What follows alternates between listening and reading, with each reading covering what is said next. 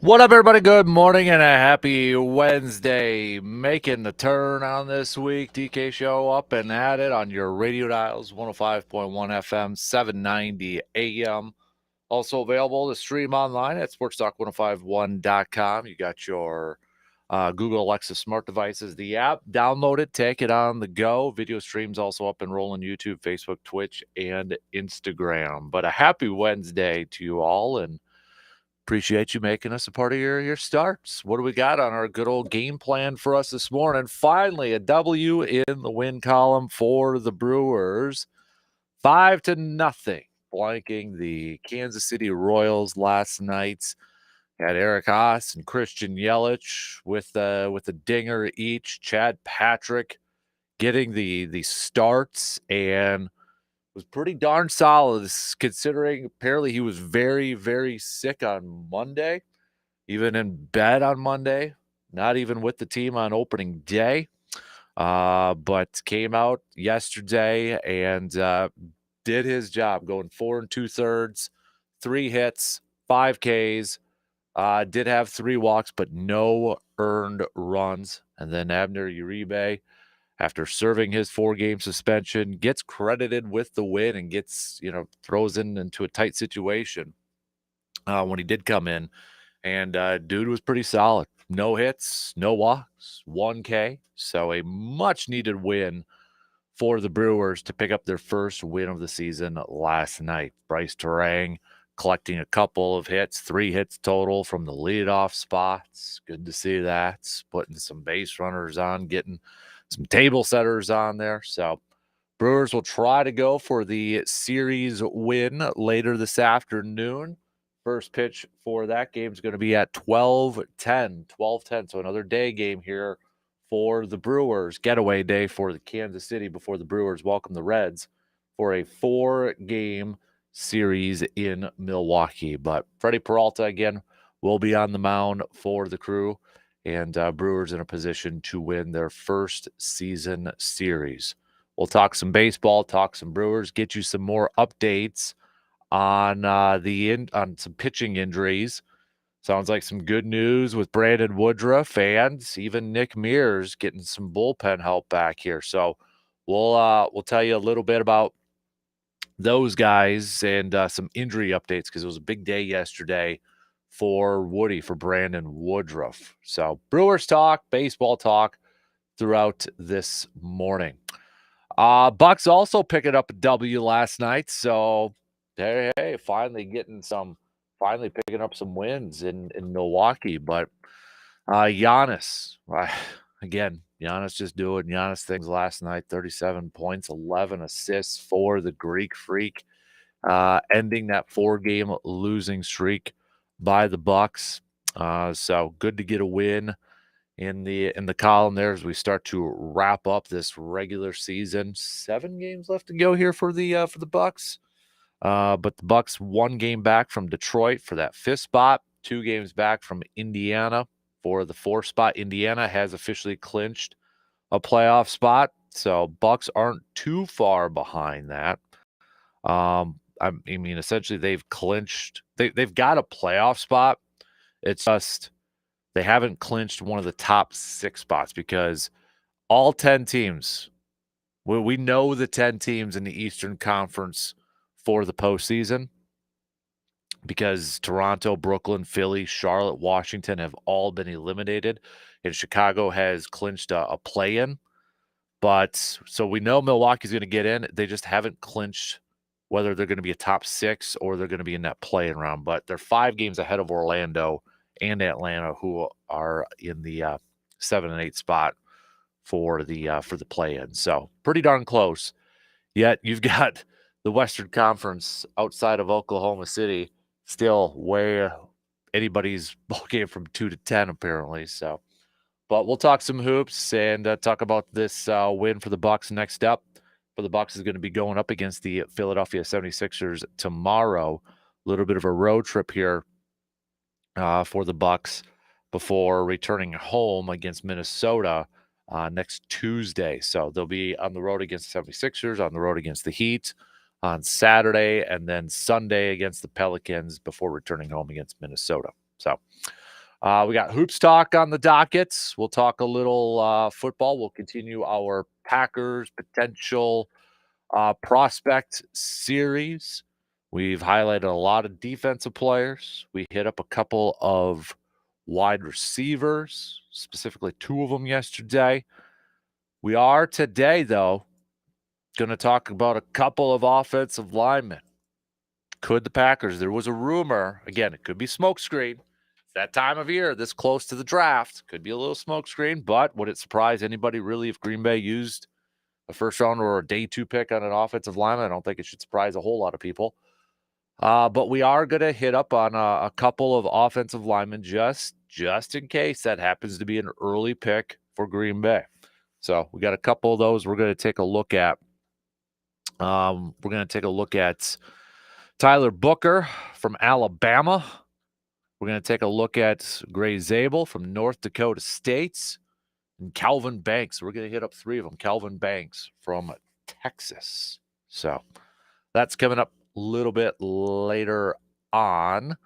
Also, we'll catch you up on the new NFL rules. So tush push tabled. Wasn't voted down, but it was tabled. And one report out there said it was tied in terms of votes, 16-16. So tabled until May. Maybe gonna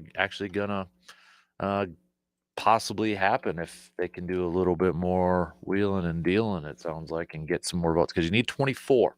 So it needs to go 8 either way.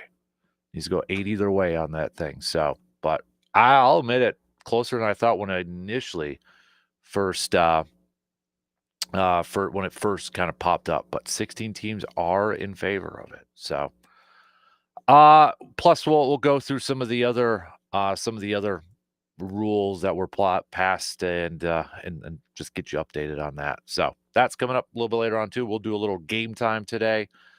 Play a couple games here and such for this Making the Turn Wednesday. And whatever else is on your mind, join in on the convo. Hit us up with a text on that Shoe Doctors bullpen line at 715-830-1912. Hit us up on the streams or hit us up on the socials. So let's jump right into it, shall we? Let's get things rolling here this morning. Let's talk a little baseball. Got a win to talk about. Brewers picking up that 5-0 win thanks to, well, Chad Patrick doing a fantastic job getting some run supports in the third with a couple runs, and then Yelly getting his first home run of the season. So Brewers able to capitalize on that on 7 hits, 5 runs. And then we'll take a look at this afternoon's game with Freddie Peralta on the mound, plus the latest in the return of some much-needed pitching help, including Brandon Woodruff. How did his next step go yesterday? Plus an update on Nick Mears and Tobias Myers. Yesterday, kind of a big day in terms of getting closer and closer for the Brewers getting some pitching help. So we'll update you on all that too. So let's take our first break, and then we'll open it up talking some baseball here this morning. Brew Crew going for that series win. Looking to put a couple wins together here. Don't call it a winning streak if they can get it done. But we'll be back in just a few minutes to kick things off.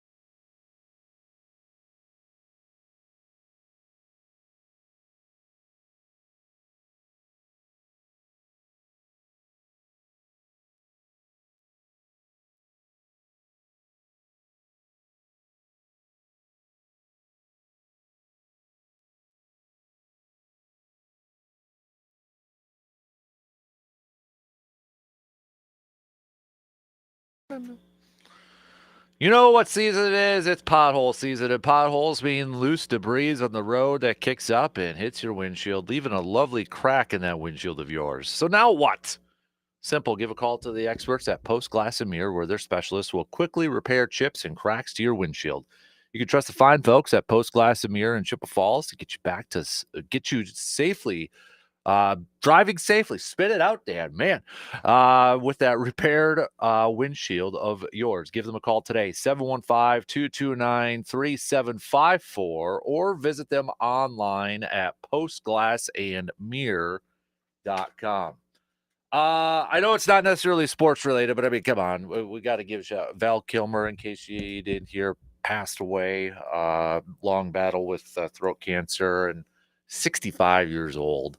But iconic actor. I put just a fun poll question up on my Twitter page if you want to go vote at DANKASPR. But what is your favorite Val Kilmer role? Iceman, Doc Holliday, Jim Morrison. Iceman's pretty iconic. I gotta go Doc Holliday though. I mean, there's too many liners in Tombstone.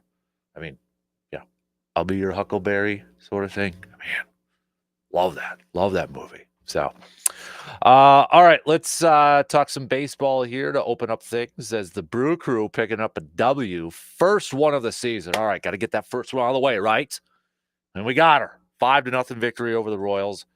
Tip of the cap to Chad Patrick, who got the start for the Brewers. We know this pitching staff just absolutely decimated, depleted, and such. And Chad Patrick, who apparently was dealing with a pretty serious illness. He was in bed on Monday with the Brewers on the home opener, and he admitted he wasn't sure if he was going to be able to go, but got through it. And tip of the cap to him. He pitched very well yesterday. Gave exactly what the Brewers were hoping, and probably even a little bit more. But the rookie was, and he wasn't even supposed to make the opening day roster. But obviously, with a lot of the stuff that was going on with the pitching stuff and injuries and such, so got to give a big tip of the cap to him for doing a fantastic job yesterday for the Crew, and giving them, I would say again, more than what they were really hoping for. So 4 2/3 for Chad Patrick yesterday of shutout ball.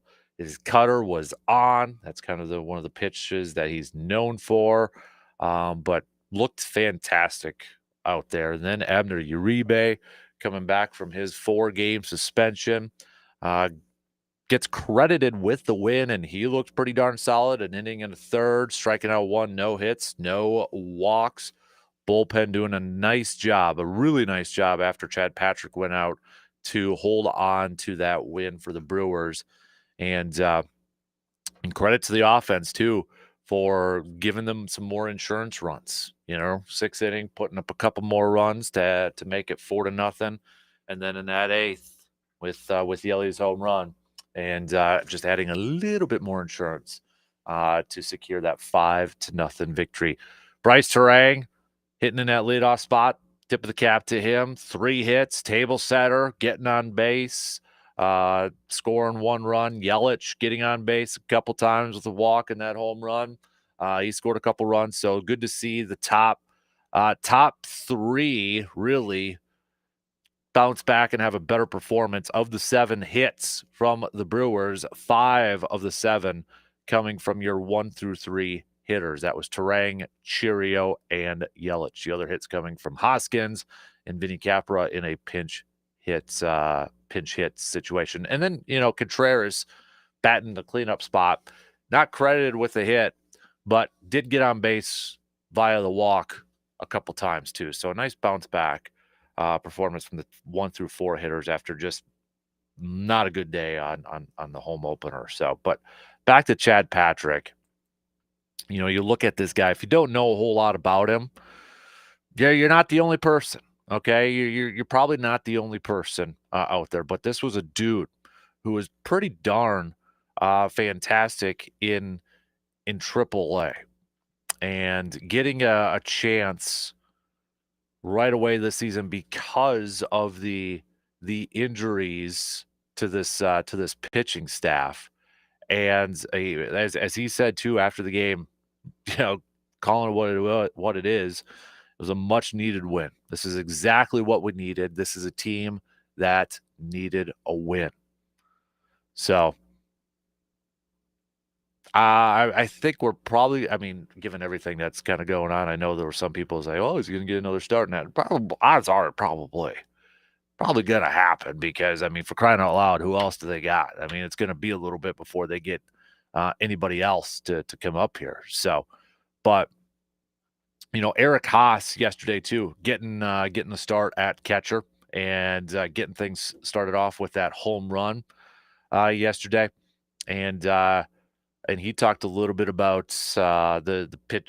Chad Patrick saying, "quote I think he pulled himself together really good." And Haas caught a number of Patrick's starts last year. And Patrick was the AAA International League's Triple Crown by leading the circuit in wins, ERA, and strikeouts. So, we know this is a dude that has talent. We know he's definitely a guy that has talent. But Eric Haas went on to say, under the weather, and I'm sure he had a lot of nerves, he has whole hometown here watching him. And you factor all that in, dude gets probably, if we did like a player of the night sort of shout out or award, I'd throw it up to Chad Patrick. Having that illness, having his first start, having his whole hometown and family there. Fantastic. Now can the Brewers pick up another win this afternoon with Freddie Peralta on the mound? Now, I know the biggest thing when it comes to Freddie Peralta is the debate. Is he a legit number one starter for a team? Is he that guy when it's his turn in the rotation? You're feeling pretty darn confident that you're going to be coming away with a win in that. I don't know if we're there yet, but I'll tell you, I feel a lot more comfortable with Freddie Peralta on the mound today, considering everything else that is going on with the starting pitching staff. It's just good to see that we are going to have a normal starting pitcher out on the mound for the Brewers. So, and looking at the opening day start against the Yankees, yes, Freddie got charged with the loss, but 8 Ks and outside a couple of solo shots, he pitched pretty well. It was typical. It was like a typical Freddie start, right? A guy that racked up a pitch count, didn't get too deep, but racked up his pitch count, gave up a couple solo shots. But hey, considering where we're at and what we've seen since then, I will take Freddie Peralta as many times as we can. And I'm feeling better about him being on the mound in today's game. And looking at the matchup, not a ton of experience, obviously, because, this is an NL team going up against an AL team. But when we look at pitching matchups and such, you got India, who's spent a lot of time with Cincinnati, so he's easily got the most experience going up against Freddie Peralta, 14 at-bats and just 214 batting average. And on the other side, you got Reagan's a left-handed pitcher. Not a ton of experience. You've got about a game's worth between some of these hitters. So, it's not even probably worth, breaking down and such. So, but I feel a whole lot better with Freddie on the mound today. I'm feeling confident in a W. Let's see if this Brewers team now can start to at least gain a little momentum and start to stack, or one of our favorite phrases, start to stack some wins, start to stack some success, and get that momentum and maybe get a couple wins and turn this thing around. Good little nugget from our buddy Justice Cleveland yesterday before the game. So, obviously an 0-4 start is nothing that you want to see and you don't want to hope for. But as he noted, Brewers in 2011 started 0-4, then went on to win 96 games. So, not saying it's going to be the same. Not saying it's going to happen, but just an example, it is an incredibly long season. But how close are we to getting some reinforcements? How close are we to getting some help back when it comes to the pitching staff? More progress being made. Now, it's probably not going to be like today or in the next couple of days here.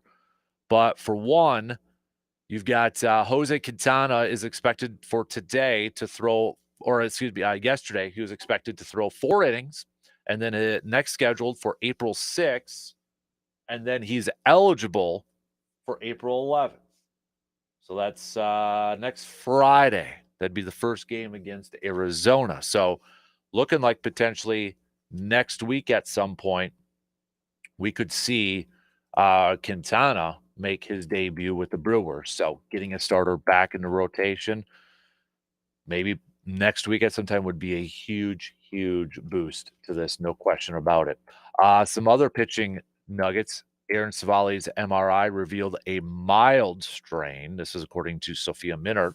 And he did play catch yesterday, but remember, he's on the injured list, so 15 days and such.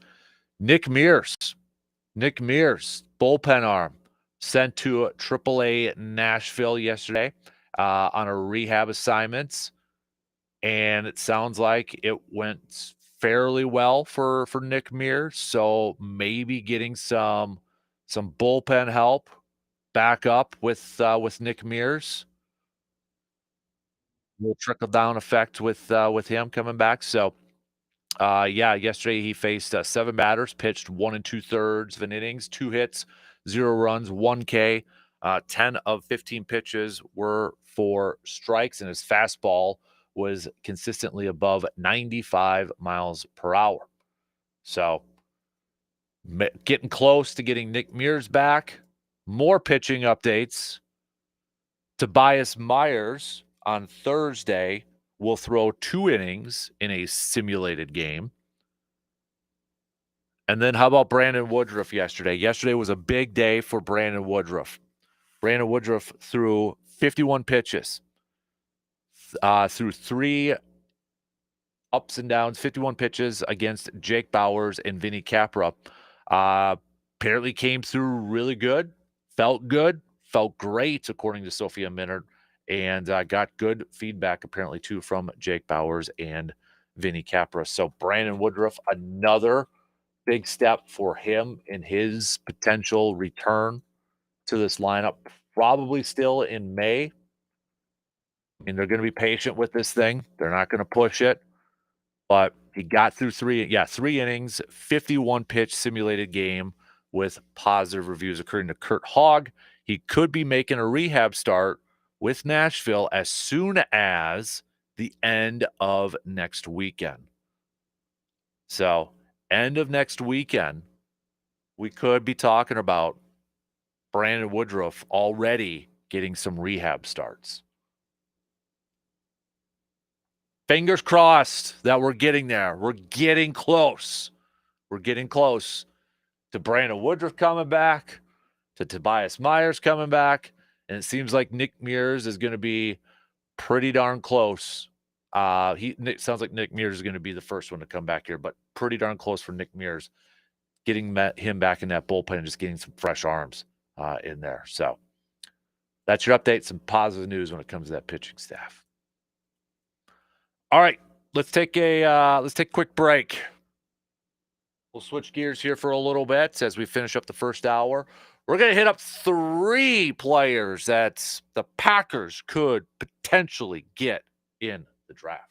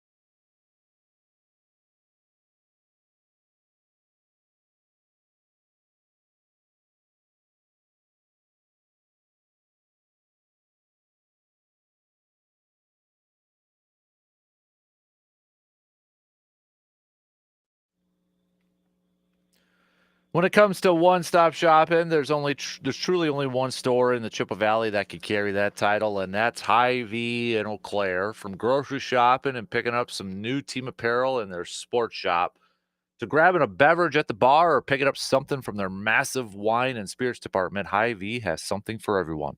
And if you want someone else to cook for the night, they got you covered with many different options from their food court.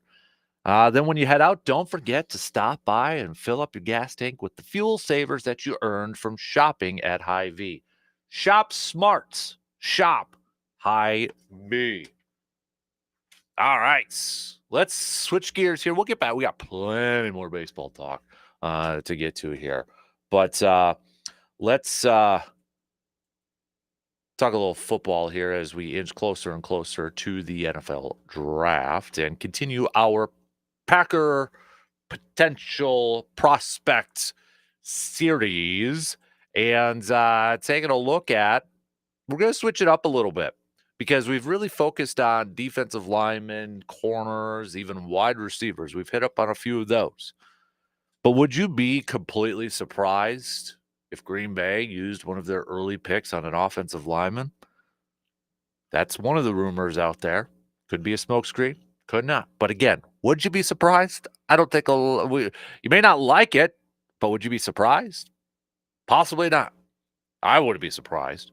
Not saying I would agree with it for a first pick, but it wouldn't surprise me one iota. So with that, let's go through a couple of offensive linemen that could be there when the Packers either select with their 23rd overall pick. Maybe they adjust, maybe they move back a little bit, or maybe it's an early day 2 pick. Who knows? But I want to talk about 3 specific offensive linemen, and that is Tyler Booker from Alabama, Gray Zabel from North Dakota State, and Calvin Banks Jr.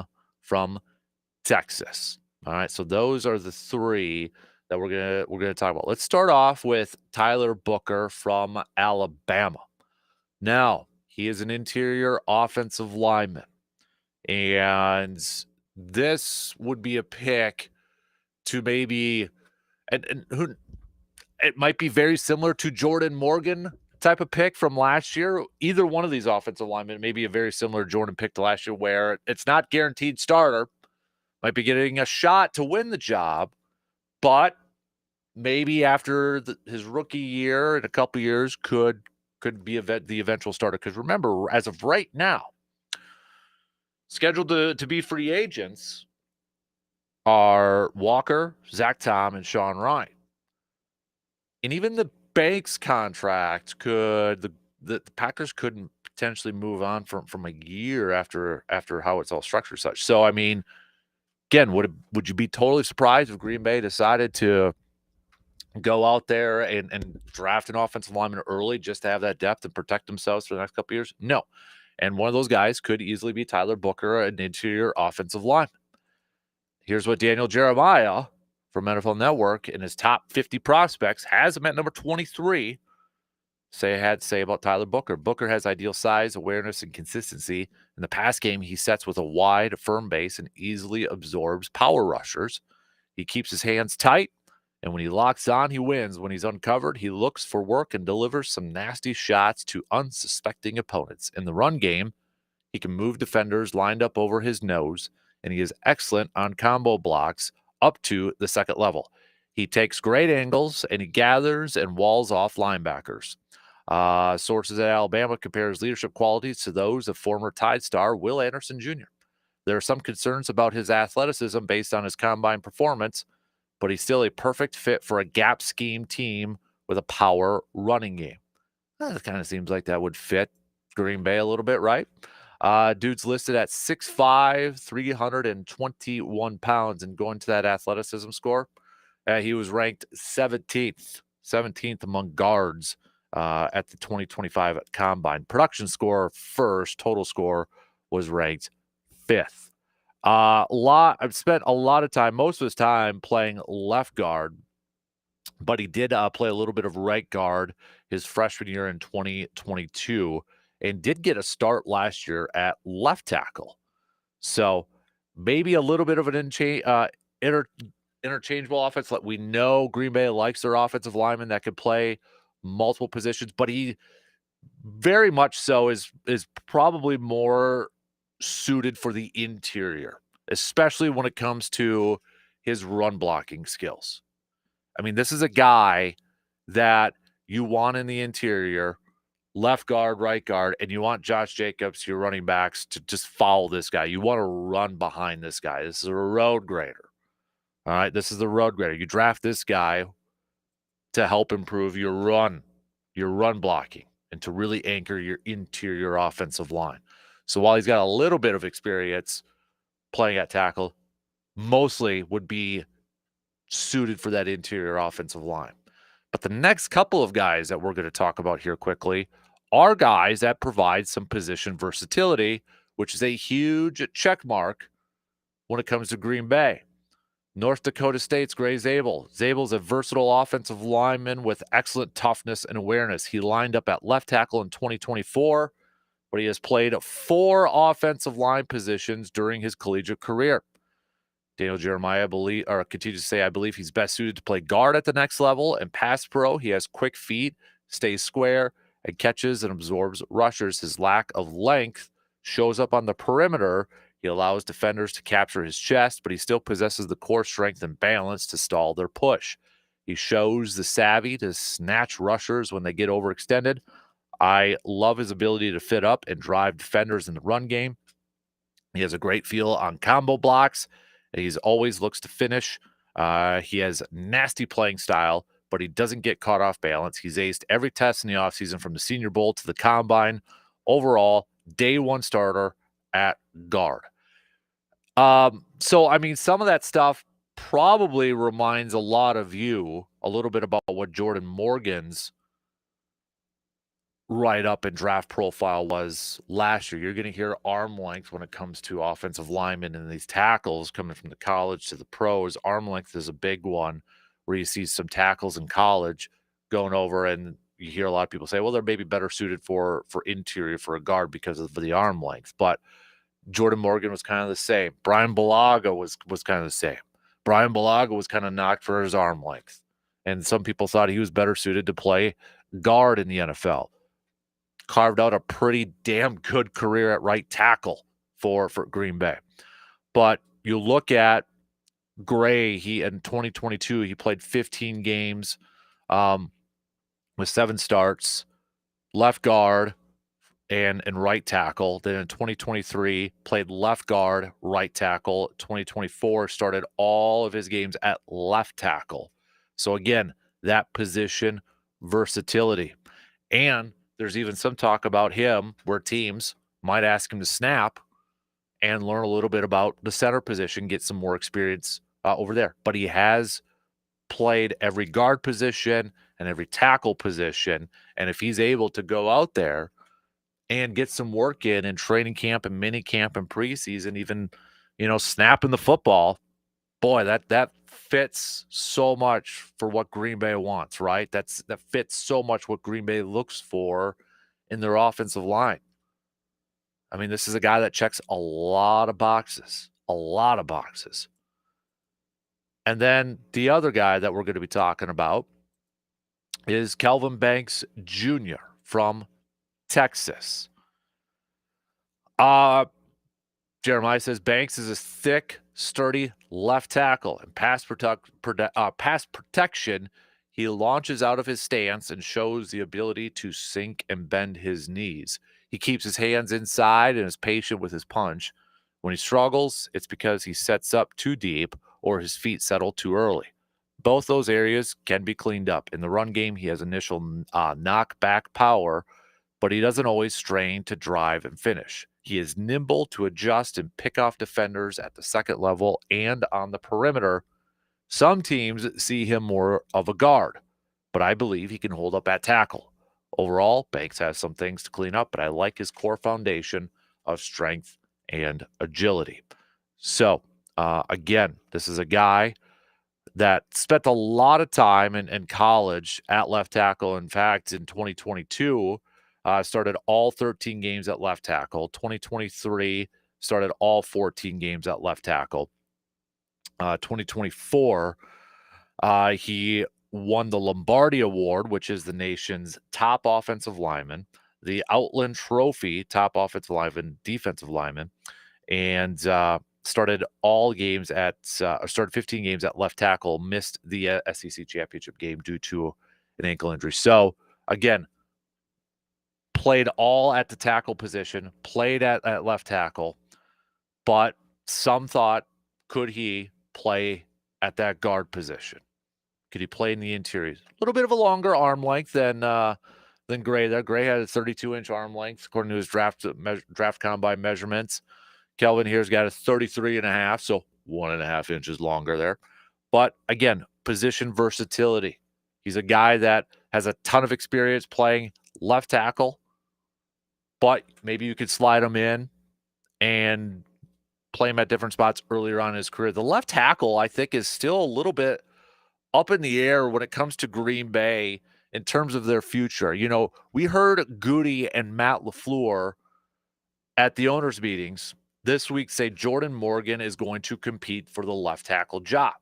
And you got Rasheed Walker over there still. Rasheed Walker is scheduled to be a free agent after this year. And when I hear the GM and when I hear the coach say Jordan Morgan is going to compete for that, while you look at the numbers and you look at the Pro Football Focus grades or the data or whatever you're looking at, you know, Rasheed Walker didn't play that bad, but it feels like that when you hear Goody and LaFleur say, hey, it's kind of an open competition there, that they're maybe not 100% sold on Rasheed Walker being your starting left tackle. And if they're not, and let's say, you know, maybe Morgan's better suited to play interior or such, maybe they're still on the hunt for their long-term starting left tackle, that franchise left tackle. And maybe that could be Calvin Banks or somebody else within this draft. So maybe that's something that Green Bay is still kind of open to finding that long-term fixture at the left tackle spot. Yeah, there's on his draft profile, one AFC scout said I wrote him up as a guard for us. The game he had as a freshman against Will Anderson was maybe the best game of his career. So I think that's going to be something, you know, don't necessarily shut the door on thinking that Green Bay's set at left tackle, because I wouldn't be surprised if they early on draft an offensive lineman that maybe initially he plays interior, but eventually could be their left tackle. And I remember too when David Bakhtiari was drafted, there was a lot of people that thought he was better suited for a guard. And there, even when he was in Green Bay, there was some talk about sliding him into the interior and playing guard. When he's healthy, before that ACL injury, David Bakhtiari was one of the best left tackles in the NFL. Green Bay kind of knows what they're doing when it comes to offensive linemen. More times than not, they can figure out their offensive linemen. Not saying they're 100% perfect. You know, Jason Spriggs, that was a second round one that didn't work out. I know the Derek Sherrod one is a popular pick, and I think that gruesome, very serious leg injury that he suffered really derailed his career. I think that was a big knock on that one. But for the most part, it does a pretty good job at identifying offensive linemen and finding the spots that they're best suited for. So again, I wouldn't be surprised. Not going to say that I would necessarily agree with it. We'll see how the draft board kind of flows out on draft day. But would you be completely surprised if Green Bay decided that, hey, we're going to draft an offensive lineman with our first pick or maybe an early day 2 pick? No, don't be. Again, you may not like it, may not be the sexiest thing, but it wouldn't surprise me one bit. And especially when you consider at this point in time, like I feel like that and I'm fairly confident that they're going to try to lock up Zach Tom. After that, it's a little bit of an unknown. With Walker scheduled to hit free agency, with Sean Ryan over there scheduled to hit free agency after this year. Jordan Morgan's going to be entering his 3rd year already after this year. So don't be surprised if Green Bay looks at this and tries to build up that offensive line depth, especially because they're going to have some money committed to Zach Tom, and Elton Jenkins is still under contract too and making some decent money. So they're going to be looking at maybe some cheaper options when it comes to their offensive line, especially as we know too with the cap situation that Green Bay's in after this year. It's not the greatest right now. So if a priority for them is to lock up Zach Tom and that cap hit, we know it's going to be big whenever it really hits. And then you still have Elton Jenkins and such. They may be looking for some younger rookie offensive linemen that could come in and play right away and be day one starter. So don't just assume that they're going to bypass the offensive line early on. And these three, again, could potentially be there and be options. They all fit certain things that Green Bay wants to do. You know, Tyler Booker, again, a little bit more of the interior offensive line, has a little bit of experience at tackle, but he's going to be an interior offensive line. And for a gap scheme, power running team with Green Bay with Josh Jacobs, he fits that. Does he provide the versatility like Gray and Calvin do? No, he doesn't. So maybe if we were to rank these three, maybe he's like the third option. Then you've got Gray and Calvin Banks. Gray, I mean, provides more versatility than Calvin does. But if you want a guy that you're maybe more comfortable with at putting at left tackle for the future, maybe that's Calvin then. Maybe he's a guy that, hey, he could give you some time at guard initially, but he is going to be the future starting left tackle for this team. Maybe you're more comfortable with Calvin at that than you are with Gray. But all three of these guys that we just discussed could easily be targets for Green Bay. All right, let's we only got a couple minutes to the top. So we'll get back to some more baseball talk coming up next hour as we get set for the Brewers to hopefully pick up a series win. Twins also picked up their first win yesterday. Bucks also picking up a win last night, a much-needed win for the Bucks. Giannis doing his thing, 37 points, 11 assists for the Greek Freak as the Bucks take down the Suns and their former coach, Mike Budenholzer, in his stop back to Milwaukee. Shout out to Milwaukee. At least on social media, they gave him a nice little shout out and such. But a much-needed win for the Bucks right now. As they start to wrap up their regular season. Just 7 games left in the regular season. 1 game back yet still from the Pistons for that 5th spot. 2 games back from Indiana for the 4th seed. If you're looking at maybe some scoreboard watching and looking at some schedules coming up here, Pacers are going to be taking on the Hornets tonight. Not really, come on, Hornets, need your help. And then Detroit takes on the Thunder tonight. And this is going to be at OKC. So a very tough game for Detroit. Maybe OKC can help out Milwaukee a little bit tonight and make things really close. It's still shaping up and setting up for those final 2 games of the regular season, a home and away series against the Pistons. At this point could really determine who's going to be the 5th or the 6th seed. And when you look at the rest of the Pacers schedule, if you're still hoping for the Bucks to maybe get that 4th spot in the Eastern Conference, they're home against Charlotte. They're home against Utah on Friday. Then they go on the road to Denver, but then they're home against Washington. But in their final 3 games, 2 of the 3 are against Cleveland. And then you got Orlando mixed in there. But the way things are set for the Eastern Conference standings, especially for that last game at Cleveland might not have a whole lot to play for. Maybe they're going to be arresting some of their guys and getting set.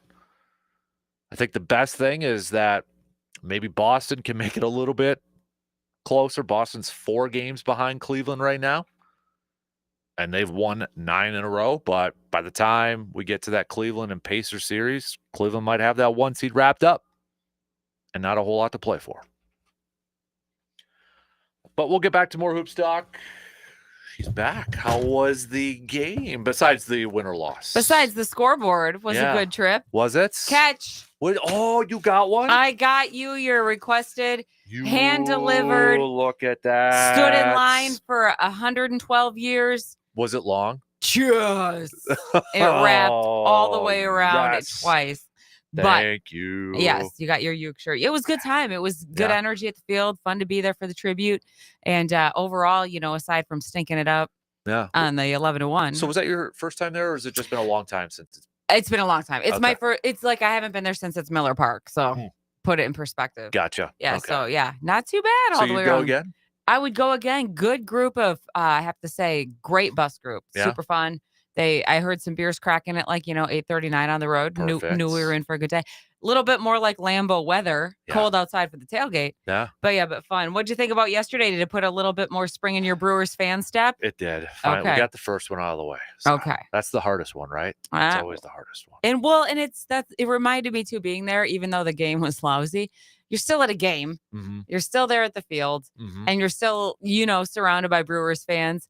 And they don't get as gnarly as football fans do when things go down. I think it's because there's so many games. Like, baseball's such a longer season, and you hope to turn it around. And plus, we're all used to going to the wild ride anyway. Right. So it didn't get too nasty. The fans around us were like, oh, time to drink. Yeah. It was, it was one of those. But yeah, not bad. What about you? What did I miss here? Anything? There's a lot of painting going on, as you can probably tell. I was going to ask you about that. Yeah. So Kasper's getting moved to a new studio, which you guys probably know. Did you pick the color? I did. I know there's been a lot. Is it painted yet? Of heated decisions going on here about the paint colors. I haven't stepped in there. I know what color it is. Are you going to share with the class? This one. You picked the same color as the current studio? It's Brewer Blue. Yeah, but you're getting a new upgrade. Do you know what floor is going in though? Well, no. Okay, I'll tell you off the air. Are you getting turf? You should get turf. I'll tell you off the air. I can't reveal it yet. I'm guessing it's turf. But don't, I'll tell you. You could spray the sidelines on there. Yeah. I could throw flags during the show. Mm-hmm. Yeah. Challenge. Yeah. Do the Mike McCarthy challenge. You should get a penalty box put in there. Ooh. I could throw you in there. You could put anybody that. Yes. Yeah. Do the whole thing up. Yeah. Good idea. Yeah. Going with the Brewer Blue. I can't believe you didn't pick something new though, if you have the option to. Yeah, you'll understand after I tell you here. You should have gone Brewer Blue, Badgers Red, Packers Green, and Bucks. No, that's too much. No, it's not. Yeah, it's representing. I'm trying to be a professional here. No, you're being lazy. You're being paint swatch lazy. No, it's a solid blue, and it's a blue gold blue. We'll see. I think you should go turf on the floor, though. I do.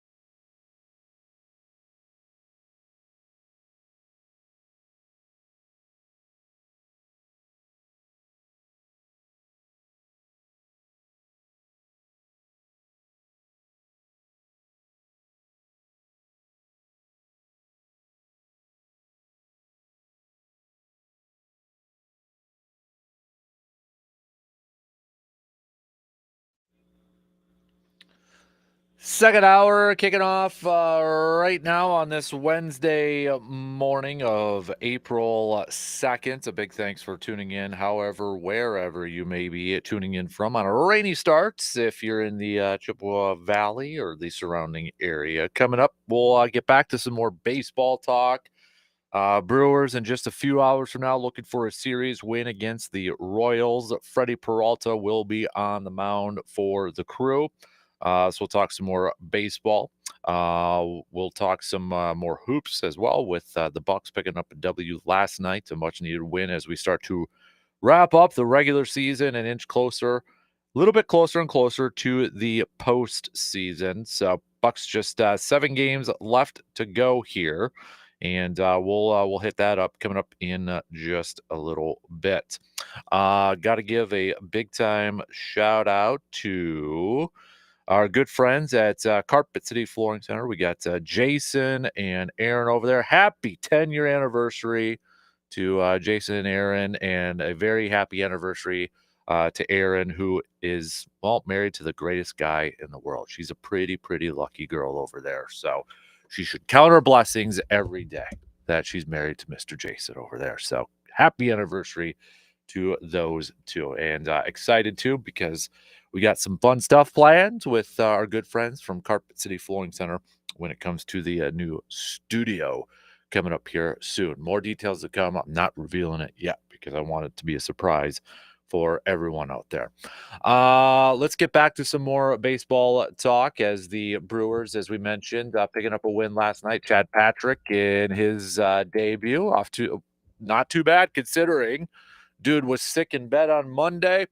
Had his whole hometown apparently in the stands and family. So Chad Patrick gets our tip of the cap for this morning, but picking up a nice. Well, he did get the win. Abner Uribe, who also made his game suspension, picking up the win, credited with the win, and he was pretty darn solid too. We had home runs from Eric Haas and Christian Yelich in the 8th, and just finally getting that first win out of the books. And now the Brewers will hopefully get a series win later on this afternoon with Freddie Peralta on the mound. Twins also picking up their first win of the season last night against the White Sox in an 8-3 victory. All elsewhere, you had Tampa Bay defeating Pittsburgh. Pittsburgh's 1-5 on the season. Looking at the rest of the division, Cardinals falling to the Angels. They're down to 3-2 so far on the season.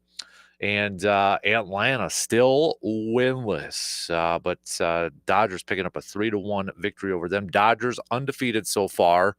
They're 7-0, and Atlanta still looking for their first win. Cubs also picking up a 7-4 victory. They're back to 500 on the season. So,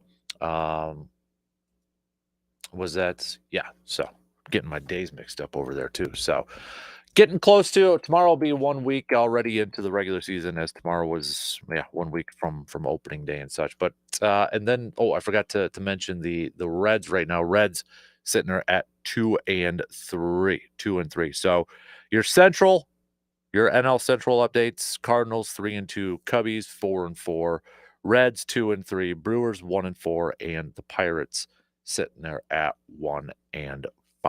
So we'll talk some more baseball throughout this morning and such. And as we, little overreactions from just 4 games into the season and that. But what are your Twins finally, Luke, getting a win? Finally got off the schneid. So welcome to the win column over there too. So what mic are you? Oh, you're on 3. Okay. Yeah. So all right. So same quality as the Twins so far. It hasn't been a fun start. Mm-hmm. When you have one of the worst teams in recent history with a pitcher that didn't hit 90, basically shut down the Twins 2 nights ago. That was like, oh boy. But hey, last night was better. And again, it's early. That's why I'm not like, if the Braves are any indication right now, they are done. No, actually, the Jurickson Profar thing is not going to help. But it's too early yet. I need to give it like another couple weeks to really see what's playing out, or who's having their losing streak to start the season and who's having their winning streak to start the season, as opposed to being in the middle of June and not that many people are paying attention. So it hasn't been great, but let's let some more games play out. Same with the Brewers, same with everybody at this point. Mm-hmm. Yeah. So, day games for both the Twinnies and the Brewers today. So, little getaway days here. Brewers will still be at home as they will welcome the Reds to town starting on Thursday. Again, I know we talked about it in the first hour. Just a quick update on some health. Brandon Woodruff, his 51 pitches from yesterday. Looks like it was good. Looks like came out very good. So still on track. Potentially next weekend, we're talking about a rehab start at AAA for him. So that's good. Tobias Meyer still on track towards the end of April. Jose Quintana is eligible on April 11th, which is next Friday. So maybe that first game against the Diamondbacks, or at least on that weekend series against the Diamondbacks on the road. And then Nick Mears getting some work in AAA yesterday for the Brewers. So, but yeah, definitely, it's finally starting to get maybe some health, and hopefully the Brewers can just kind of manage it until they get those guys back and kind of replenish their pitching staff and their depth. So, has anything surprised you in the first almost week or so of the baseball season? You mentioned the Braves, but I mean, getting swept in your opening series, not ideal, but then getting it followed up by where you have to play the Dodgers. That's a tough hand to deal. Dodgers being 7, I should surprise. Where are you on the whole torpedo bat thing? I mean, having it happen against a team that I follow didn't help. But I don't know that it's illegal. Like, if it was illegal, then Major League Baseball wouldn't let them on the field in the first place. Mm-hmm. It's a different type. It's like what putter was that like the standover putter in golf? I can't remember the exact name of it, but you know the one that I'm talking about. It kind of reminds me of something like that. Because there are not too many tools that you use in a lot of the sports that we follow. I mean, football, it's the football, unless you're counting the tee. That's probably the closest thing to a piece of equipment that you bring on the field. Basketball, there's nothing. Hockey is your stick. I mean, I guess you could say, and there are other things obviously in the uniform, but I'm talking about something that you have to hold. Gloves and the pads and for goalies in hockey, nothing in soccer. And so baseball, it's the gloves and it's the bats. We've had different types of gloves. We've had different kinds of bats. We've had different types of things that are inside and out and whatnot, and some are illegal, but that's spelled out to begin the season. Not in this case. So I guess I'm okay with it. What was your take on the whole torpedo bat thing? I mean, if it's legal, isn't it? Yeah. I mean, if Major League Baseball approved it, it's everybody has the opportunity to go hit them if they want to. Mm-hmm. So it may not like it and such, but I mean, if it was your team that was doing it, you wouldn't probably be complaining because it's legal. No. So I mean, and I hope okay, now that it's out there, and it's something that's been around for a little bit. It's just drawing a lot of attention because of the offensive powerhouse the Yankees are, that they took advantage of this Brewers pitch. I think it had more to say about the Brewers pitching staff than it really kind of did with the torpedo bats. But I'm not trying to diminish the effect that it could have, because Ellie De La Cruz just the other day tried it for the first time and had 7 RBIs with a couple home runs. So I'm sure it helps hitters. But my main thing is if it's legal and everybody can do it, don't complain about it. Mm-hmm. Go ahead and try it yourself. And Aaron Judge did his thing without the torpedo bat. Yeah, so he doesn't use it, so it doesn't matter. So, I mean, if it helps a guy like Jazz Chisholm, yeah, hit over 20 home runs for the first time in his career, whatever it is, good for him. But everybody else has that opportunity. They can go do it. And Rhys Hoskins is going to order some. He said he's going to do it, so go and do it. Well, the other thing is, look at all the advantages that have been built up by pitchers. I can't remember who was talking about this. May have been probably Baseball Tonight, but making the point of all of the technological advancements in pitching motion, in technique, et cetera, for pitchers. And yeah, batters there's been more of a focus on exit velocity and launch angle, but that's about it. There's not much else that batters have really been able to do. it's kind of an evening of the field. It sort of reminds me of like all the things that would happen in the NFL to benefit the offense. If something benefits the defense, and no, I know it's not a tool, it'd be more of a technique. And then people start to freak out about it. Like, well, no, let's balance this out. It's never good for a sport to be skewed too far in one direction, even too offensive. We've seen that as a problem in the NBA. It's gotten way too offensive. We need more defense. In the case of Major League Baseball, been a lack of offense because of the advantages of, in large part because of the advantages of pitchers. If this does ultimately help, let's give it more time to see if the numbers go up across the board. Well, good for batters, and that evens out the sport. That's a good thing. Mm-hmm. Yeah, no, I agree. So, and it's going to be a circle thing. So, I mean, if this is a thing and offensive numbers continue to rise in that, there will be an adjustment. You know, Major League Baseball is going to do something. Everybody does it in sports. So yeah. I mean, other than that, I think just the Braves being over, but also given their opponents, like they had the Padres and Dodgers. Red Sox are pretty like, yeah, my 2 World Series picks have all of 1 win combined so far. But then they also have been playing at Texas and at Baltimore, 2 of the other expected really good teams. So is nothing yet. We're not having like the Marlins are 9-0 or something weird like that to start the season, or the Dodgers being 0-9. Nothing yet. Emphasis yet jumping out. All right, we got to take a quick break, but we'll be back with more. We got a little game time coming up here. We're going to play a couple games coming up in a little bit, so stick around for that. We'll be back in just a few minutes.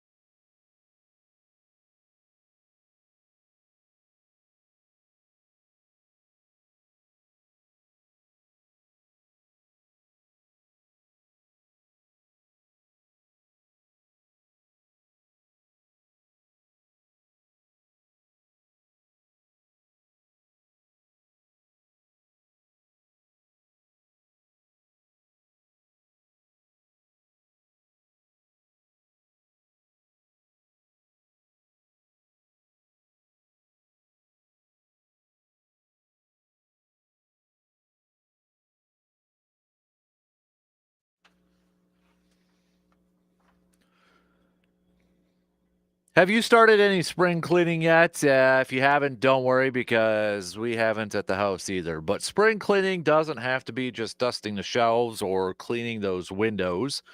Should also be for doing some updating and remodeling in your home. And now that maybe you have some extra money from your tax return, don't you want to invest it in something that will last? But what do you invest in? That's simple. It's new floors, of course.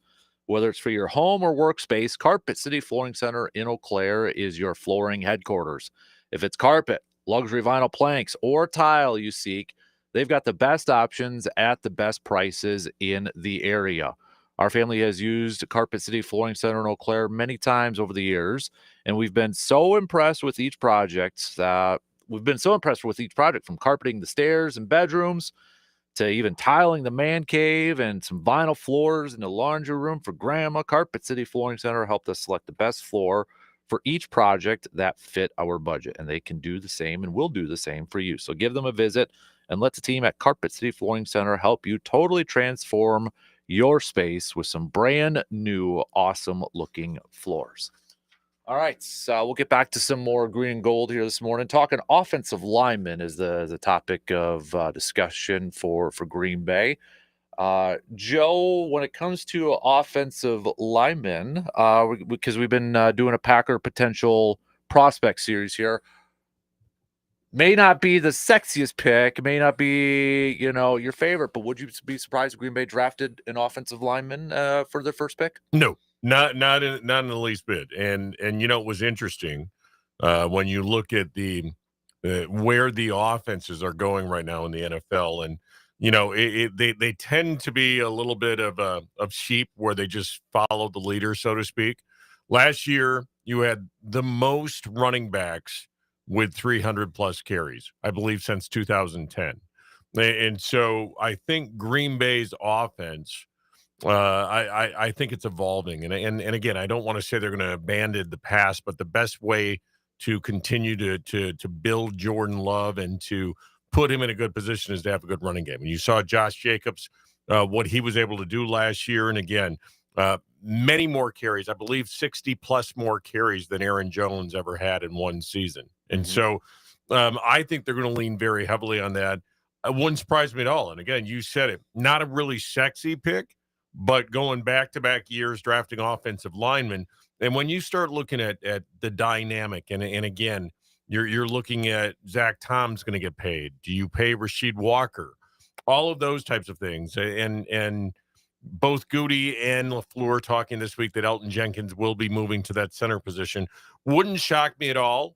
And this is a good offensive line draft. So it really, Green Bay can go in several different directions with those first two picks.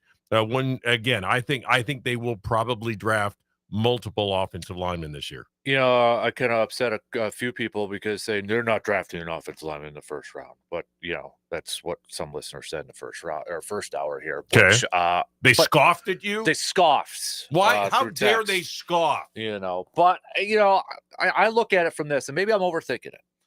But for one, you had Goody and LaFleur this week both saying Jordan Morgan's going to compete for a left tackle, which to me, I'm like, does that say they about Rasheed Walker, even for the now or for the future? Because he's scheduled to be a free agent after this year. Yep. Sean Ryan's scheduled to be a free agent. I feel like they will lock up Zach Tom, but as of right now, he's scheduled to be a free agent. And if they do lock up Zach Tom, that's going to be a lot of money. Yep. You already got money invested into Elton Jenkins. Yep. So I look at that as like I could see them easily going with an offensive lineman day one or early day two because they're looking a little bit towards the eye of the future too. Yeah, they have to. You have to balance that. And I think that, Goody talked about it this week with his urgency comments that, people expected that was going to be, well, he's going to spend a lot of money. He's going to go out there. Well, Green Bay did spend a lot of money, not on players that I think most fans wanted them to spend money on, but you always have to balance that out. And you look at what you hit on a couple of free agents. You're also going to have some wide receiver free agents coming out. You got to figure out what you're going to do with Tucker Kraft if he's going to be part of this. The Quay Walker, Devontae. You've got so many guys next year. This year was one of those years, and it ebbs and flows, where you didn't have to spend a lot of money on your own guys. You didn't have a lot of priority free agents. Over the next couple of years, you're going to. And so, yeah, you have to look at that and you have to draft. I started putting together, and I always wait till after free agency.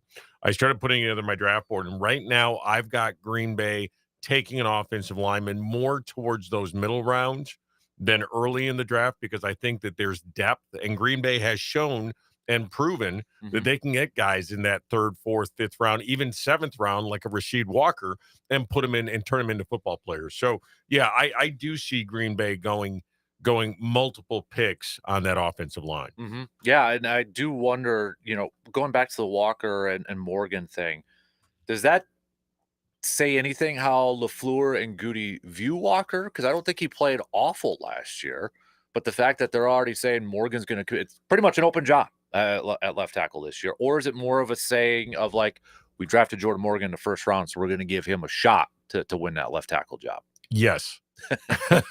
Yeah, I mean, it's a little bit of both. When you draft a guy in the 1st round, expectations go through the roof. And I think last year Rasheed Walker started off the year not on a good point. He didn't have a great start to the year. A lot of penalties early on in the year. He cleaned it up as the year went on. And so, yeah, I think they're saying, okay, we drafted this guy, and we think this guy potentially could be better than Rasheed Walker. That being said, we drafted this guy in the 1st round. And so, yeah, I think you look at any 1st round pick, no matter the year, and the expectations are this guy's going to be a contributor, especially on a football team where you think you might be competing for an opportunity for the Super Bowl. Does it say, and this is just pure speculation too, but does it say anything like maybe they're more confident with Sean Ryan at right guard and want to leave him there instead of saying Jordan's going to compete with Sean Ryan at right guard this upcoming offseason? If you look at PFF grades, Sean Ryan graded out pretty well. And this goes back to the evolution of this Green Bay offense. Sean Ryan, a better run blocker than he is a pass blocker. So, look, I've said you want depth. You want guys. You want competition for these positions on the offensive line. And so, again, Packer fans. Look what happened in the playoff game with one injury, right? I mean, all you have to do, and I was just going to say this, is turn on the game film from that Eagle game and how Green Bay really got crushed once that injury domino effect started happening. And so, yeah, you can never have enough good offensive linemen. You just never have. So, and I think with this evolution that I'm seeing with this Green Bay offense, and I think that's why Green Bay didn't go after a free agent wide receiver heavily, because I think they are seeing an evolution of this offense. I think you're going to see Tucker Kraft used a little bit differently. Goody or LaFleur talked about Luke Musgrave and putting on the weight and staying in Green Bay and those types of things. Look, Kansas City, since they lost Tyreek Hill, has not really had a quote-unquote number one wide receiver. DeAndre's not a number one anymore. No, not at all. And so it seems to work out okay for them. Now, again, I was banging the drum saying Green Bay needed to get a wide receiver. Josh Jacobs was banging the drum.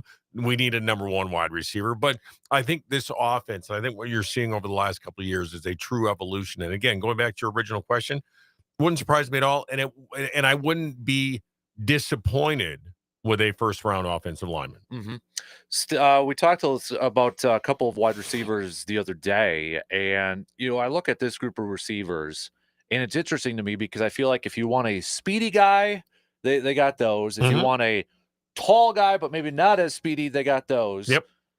And I almost feel like, okay, because it's not a Christian Watson there where you got the tall, speedy guy type of player. So when it comes to a wide receiver, does Green Bay go for that guy that can win jump balls, 50-50 sideline?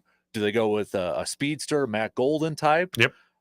Doesn't matter when it comes to Green Bay with this offense. I mean, is there a type of receiver, or do you think they're thinking about that? Like, okay, we need a tall guy because we don't have a tall receiver right now with no Watson out there. Or do we need a guy that, okay, speed, to quote Mickey from Rocky 2, speed is what we need. Greasy, fast speed, anytime I could drop a Rocky reference in there. Rocky and truly draft day are just anytime I eat pancakes or anybody in the family eats pancakes, I just always have to call them that name. Or on a day like today, I'll be your Huckleberry. R.I.P. Val Kilmer. Yep. Oh, man. Yep. We could go on about Val Kilmer, but Yep. here's the thing. I look at 3 wide receivers in that first round. Mecca Ekbuga Yep. From OSU, Ted McMillan from Arizona, and Matthew Golden from Texas. And I say to myself, I'm like, okay, McMillan is taller. Mm-hmm. He's, I believe, about 6'4". Yep. Matthew Golden, again, he's not a tall guy, but he does have that speed. I will tell you, in my honest opinion, now when I'm really starting to look over more film, I think Ekbuka is truly the most complete receiver. And again, it just seems like OSU produces those kind of guys. Mm-hmm. So I started thinking about it more and more. And I said, what does Green Bay need? They do need somebody to take the top off. There's no question about that. Now, Ekbuka is not slow. Mm-hmm. He's a 4.4 guy. So he's not slow. That is for sure. He's about 6'1". And when I start looking at his route tree and I start looking what he can do, he's the guy I start leaning towards as could he be a Green Bay Packer in round 1? And again, I just look at putting it all together and a complete wide receiver. And when I say, can he run from the slot? Can he play outside? Does he have that expanded route tree? Does he do the little things well that you need out of a wide receiver? And the answer is yes. And so now would I hate it if the Packers drafted Golden or McMillan? No, not at all. I like both of those receivers. Matter of fact, those are the 3 receivers I see going in round 1. But I look at complete game, and I think Ekbuka probably is the guy that is most ready to play. Mm-hmm. And I think that's what Green Bay needs, is a guy that's most ready to come in and contribute right now. Mm-hmm. And I mean, for Tate too, he's got experience playing in the inside too, not only with the outside. I mean, you got a 6'4" wideout that, within an offense like LaFleur, you can potentially create some mismatches, put him in motion and put a smaller corner on him or try to have a linebacker defend him. So you can do a little versatility stuff with him. Yeah, no doubt. And look, I think wide receiver and I'm, again, my draft board's starting to come together. I see probably 3 wide receivers going in the first round, probably 3 wide receivers going in the second round. Now, here's something I saw the other day with wide receivers as it pertains to Green Bay. And you and I have talked about the Green Bay type, the minimums that they have and those types of things. One thing you may want to look at, Packer fans, when you're trying to decide if Green Bay is going to go after a wide receiver, look at hand size. Because Green Bay now has a type when you look at hand size, and there's a couple of guys that fall below that. They've got that they're in the 9s rather than the 10s. Green Bay likes guys that are closer to that 10 as far as hand size goes. So I fall short of that. I'm never going to be drafted by Green Bay. I'm totally with you, man. Yeah. I'm totally with you. I've measured. I'm not close. Yeah, I've got Kenny Pickett hands. I fall below the Mendoza line for Green Bay at that point. So, but you start looking at those things and those nuances. But I think the bottom line for Green Bay is they need to get a receiver that's a complete wide receiver, rather than looking at a body type or whatever. I'm going to look at a skill set and say that's a guy, you just hit it on the head, that I can play in the slot. I can put him in motion. I can split him out wide. I can run him out of the backfield. I can do all of those types of things because I think that opens up so much more of LaFleur's offense when you got a guy like that. So, so right now, if the draft were today, I'd say Ekbuka is probably the guy that would be able to come in right away and do something for Green Bay. The other day I played a little shout out to Keegan Michael Key, anger translator. Yes. With Goody's, some of his comments, and so one of them he talked about the pass rush. I saw you do that. Yeah. Said we can do everything we need to do from the players we have on our roster right now. Talking about the pass rush, because I think there's a significant amount of improvement from those guys, not only year 2 in the scheme, but individual improvement too. To which I say, I've got 4 first-round picks on there. They better start improving, for crying out loud. I mean, that's what I take away from it. It's like, I've invested too much into this. Yes. I have spent a lot of money and taken the ire and angst of Packer fans for choosing guys instead of other guys. And so, yeah, there's no question that there needs to be an expectation where these guys need to step up. Now, well, you could do that all you want. You know, again, I can continually every day look myself in the mirror and say, well, you know what? I am going to be 6 foot someday, but it's just not going to happen. And so, you know, Rashawn Gary regressed.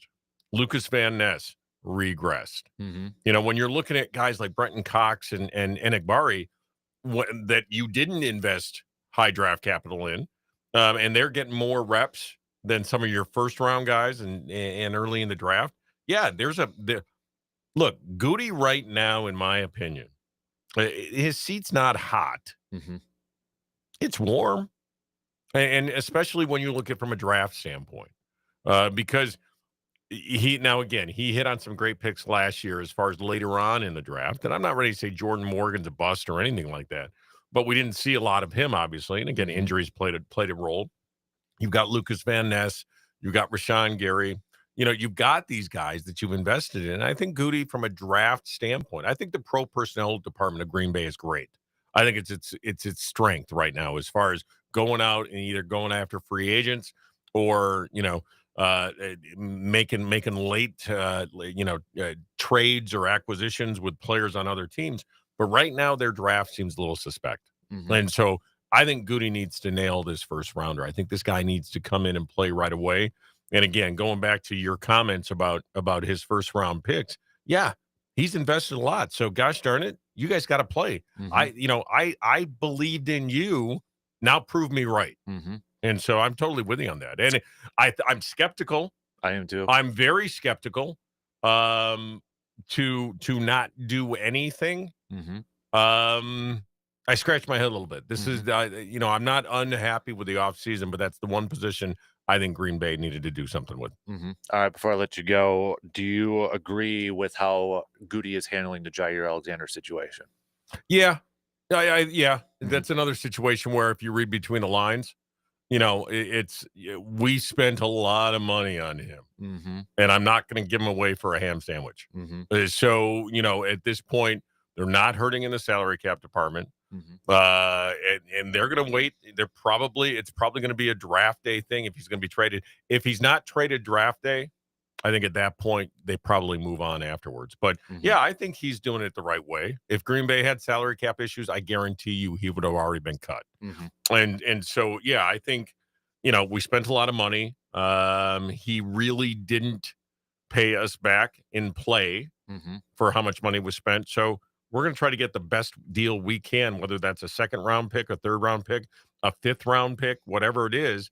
Goody's going to hold his cards on that probably through the draft. And I think the example of that, a good example, he did similar with Rodgers and the Jets. Yeah. I mean, we knew for how long it was going to happen, but he just like, no, this is what I want, and kind of stood firm. And you know what? Look how that worked out. Yeah. And by the way, love seeing Aaron Rodgers throwing the ball to DK Metcalf. And I'm saying that completely with tongue in cheek and sarcasm dripping from my mouth as I say it. It just is. It's annoying. It's annoying. Yeah. It's like, really? We're gonna just sign on a dotted line, dude. Just get it done. Yeah. I mean, for crying out loud, it's yeah. I mean, it sucks as a fan because the fall of grace from him. Yeah, no and doubt. I hate it. I hate that it came. It's to this point. He's Brett Favre. He has become the guy he didn't want to become, and he's become that guy. And again, I still say best thrower of the football of all time, but the drama, dude. It's like, come on, man. Yeah. I mean, did you see how bad Mike Tomlin was sweating? Yeah. I mean, is he sweating over Aaron Rodgers or what's going on there, man? You got Mike Tomlin sweating, and then the one reporter falling asleep next to him. I mean, it was just, I was like, man, what is going on at these press conferences, man? No kidding. So I don't know. Tomlin might have been sweating out the margaritas from the night before. Could be. I mean, but yeah, that's the version of Favre throwing to high school kids. Yeah. That's basically what we're seeing now is going back to Rodgers with Metcalf. It's crazy. So it is. And anyway, Captain, Brewers got off the schneid. So I'll end up with that. Yeah, they finally did. So starts with one. It starts. Then you know what Lou Brown says. Win one more, then after that, you win another one. That's a winning streak. See, anytime. See, you've gone 3 movies. We've gone 4 movies deep in about 20 minutes today. We have, yeah. That's a good show. It is. and we're not done yet. So there's plenty more. So, oh, by the way, I will be here next week. Okay. Might be gone the week after. Okay. All right. So it's 4 weeks from tomorrow is the first round. There you go. So I can't wait for you to be in Green Bay.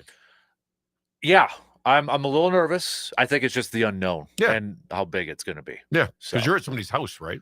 yeah, yep. That's awesome. And just the parking, and I think everybody's going in with a big what's going on. It's going to be crazy. Yeah, it's going to be crazy, but it'll just be fun. no snow, no cold when I'm outside. Okay, you can have a little snowflakes while the draft's going on. I was going to say a little fluttering of snow. If Mark Murphy and Roger Goodell don't go down the Arians Hill in a tube, I will be disappointed.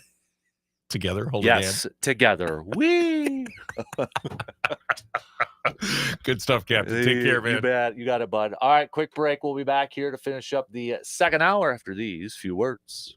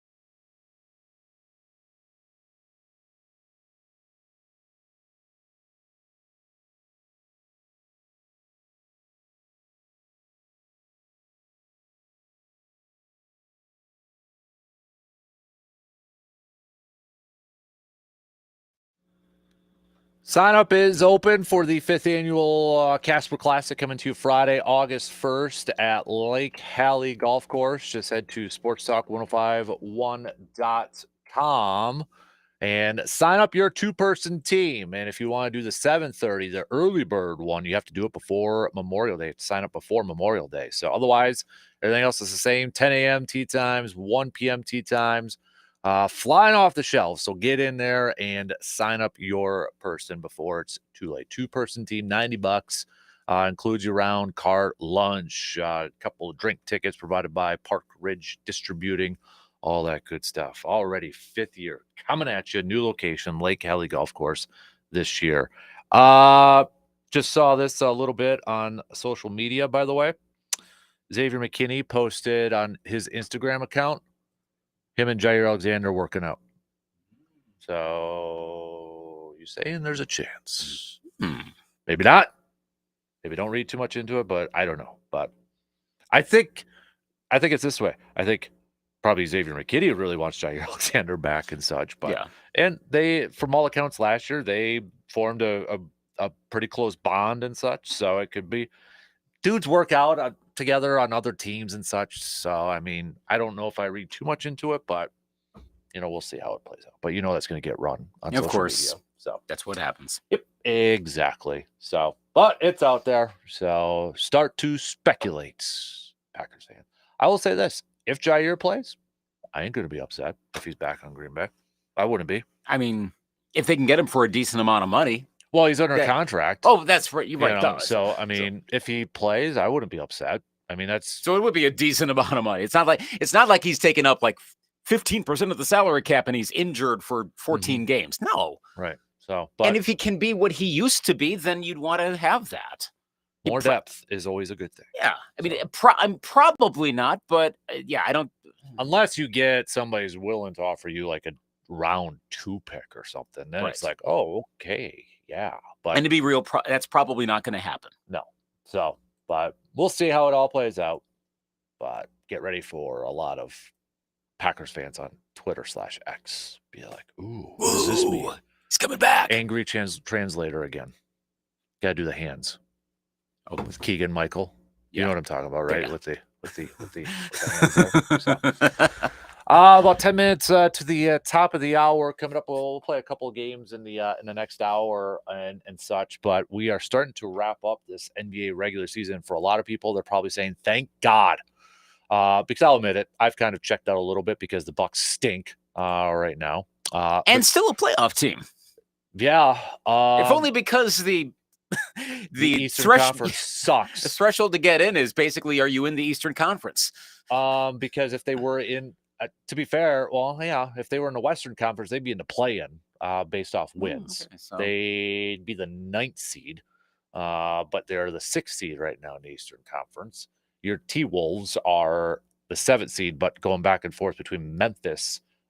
Memphis just on a, I mean, they're a mess right now, firing them. Which I will say, if the Bucks do make a move with their head coach with Doc Rivers, Taylor Jenkins is a name to remember. He was a former Bucks assistant, and Giannis has praised him before in the past. So just granted, the Giannis seal of approval is not necessarily a golden ticket to success, but still holds a lot to make him happy. No. If you want to keep him around. Yeah. So I mean, the alternative, as we've said, is basically irrelevance. Mm-hmm. Or, as I said, you either got to sell now or keep him. You really can't wait like 3 or 4 more years and let it peter out, because no, you're not in a good spot. But looking at the standing, I mean, we know the teams in the East right now because literally Toronto, Brooklyn, Philly, Charlotte, Washington have all been eliminated. What hasn't been settled yet is who's play-in and who's not. 4 teams are not going to be in the play-in. That's Cleveland, Boston, New York, and Indiana. They've all clinched playoff spots. Chicago has clinched a play-in. So Detroit, Milwaukee, Orlando, Atlanta, Miami, all playing for some positioning right now. But Milwaukee, who's in that 6th and final spot, they have a 5-game lead over Orlando and Atlanta. So, I mean, they're going to be in the top 6. It just depends on, are they going to be 5? Could they catch Indiana at that point? Then you got the West, where it's only one team that has clinched the playoff spot, and that's Oklahoma, because they're pretty damn good right now. New Orleans and Utah are the only 2 teams who have been officially eliminated at this point. So it's still weird to see that Oklahoma's in first. Your second place team is Houston. 1, that's weird. 2, they're 14 and a half games behind Oklahoma. So Oklahoma or the field. It's At this point, I mean, given it would be if they don't even go to the finals, it'd be a huge disappointment. given Cleveland's tailing off some of late. And Boston's won 9 in a row. Yeah. I mean, it's getting closer there. I don't know that we were expecting that Boston could actually catch them. You're right. This is OKC's to lose. There was a stat the other day I saw that their net rating is right amongst like the 96, 97 era Bulls. Like in the rankings, and again, you're comparing where they're at in this season to full regular seasons, but we've got what 5-6 games or 6 to 7 games left. Yeah. So we're pretty close at this point. Oklahoma City is having one of the best seasons, almost one of the top seasons that the NBA has seen. Well, that's what I was going to say. They have 63 wins. They have a very legit shot to become the third team to hit 70 wins in the regular season, and you don't really hear about it. And they're on a 10-game winning streak right now. Yeah. There's only been 2 teams that have had at least 70. That's the Bulls, that 72 wins, and then the Warriors that hit 73, but they didn't win the final, so that nobody talked about that one. So. Yeah, and of course there's certain circumstances that sometimes go into some of these. Honestly, the biggest Achilles heel right now to the Thunder may be a handful of other really good teams. They've been kind of so-so-ish a little bit. That's relative to the Thunder. Timberwolves seem to actually play them decently. They don't always beat them. It's not like they seemingly have the Nuggets number after last night. What the heck? But they do, which could be beneficial. I mean, right now I'm looking at the breakdowns in the Western Conference, and because it's I'm hoping that somehow the T-Wolves and the Nuggets play each other in the first round, skate right on along to the second. Right, and it's dangerous to say that about a team with Nikola Jokic, and the Wolves were praising the living daylights out of Jokic last night after that 2 OT game. But I wonder with the Thunder, depending on their Western Conference matchup, they might have a little bit more difficulty than you think. That being said, they are the favorite.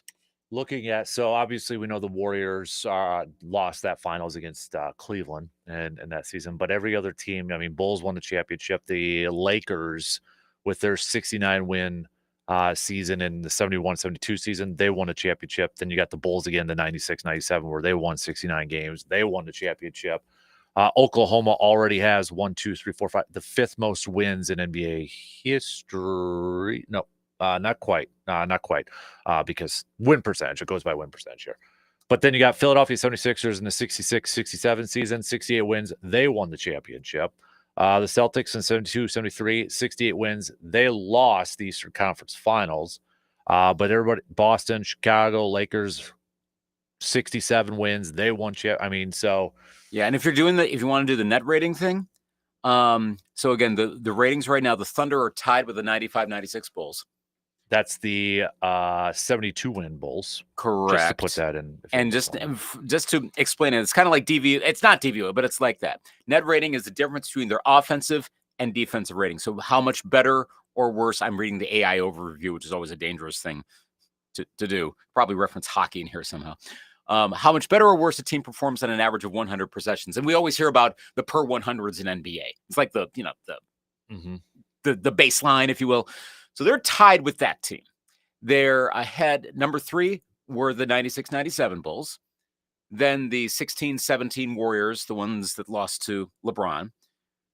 Last year's Celtics, the 15-16. Oh, wait. Sorry, the 17 Warriors won the title. My bad. They did win the title. It's the 15-16 Spurs that are after that. The 07-08 Celtics, they won. The Bulls, 92, they won. The Bucks are number 9 from 1971. They won the title. 72 Lakers are in there. The 15 were basically you have title-winning teams and then ones that either canceled each other out, the 16 Spurs and Warriors, or LeBron doing the best thing that he did in his career, and it's an all-time event. So the Thunder basically are a lock to win the title. There you go. Just don't be the Dallas Mavericks of the 06-07 season. That's when Dallas was the top seed. They had, 63 wins? Yeah, or 67 wins, excuse me. 67-15, they lost in the first round. I'm looking to see like what were some of the biggest like underperformances, and once you get past the top 10 on net rating, and granted, at a certain point you're going to run out of titles that can go around, but you start to see some teams that either underwhelmed or ran into again another team. The 2019-20 Bucks are the second highest. No, they're the third highest ranked Bucks team. Mm-hmm. The 72 Bucks are in there as well, but again, you're going to run into other ones. The Mavericks, interesting, not in the top 25 of net rating. So I wonder if that's one of those lots of wins, but was the team that good? Mm-hmm. Yeah. All right. So we got a couple minutes left. So we're going to do some stock reports coming up next hour. Whose stock is rising and whose stock is falling. If you want to play along, you can hit us up with a text on that Shoe Doctors bullpen line, 715-830-1912, or comment on the video streams where Scott's at currently saying, too early to tell, but man, I hope the Brewers aren't actually bad this year. Good win yesterday, Yelly, with Homer. So, but we'll get back to some more baseball talk coming up a little bit later on after we do some stock reports and such. And we might play another game in there too. We might throw another game in there. We'll see. But so we got that coming up. And I thought, wait, what? Okay. Yeah, breaking news here all of a sudden? I thought, but no, never mind. Okay. Nope. It's whenever you see now, it's at that point, I'm just waiting for it. Like when you see some NFL person say these two words when they lead off a tweet, Aaron Rodgers, it's like, what? Oh. Did it finally happen? Can we just get this over with? Sort of thing. So, but yeah, it's so flipping annoying right now. Mm-hmm. And I hate it. I hate it that it got to this point, but here we are. So, all right, shot clock's going to cut us off here in about 10 seconds. So, final call for your stock reports. Whose stocks are rising? Whose stocks are falling? We'll make our picks coming up here in just a little bit. And then we'll get back to some more baseball talk as the Brewers first pitch in just a few hours, looking for their first series win on the young season. Got some news updates, and we'll be back in just a couple minutes.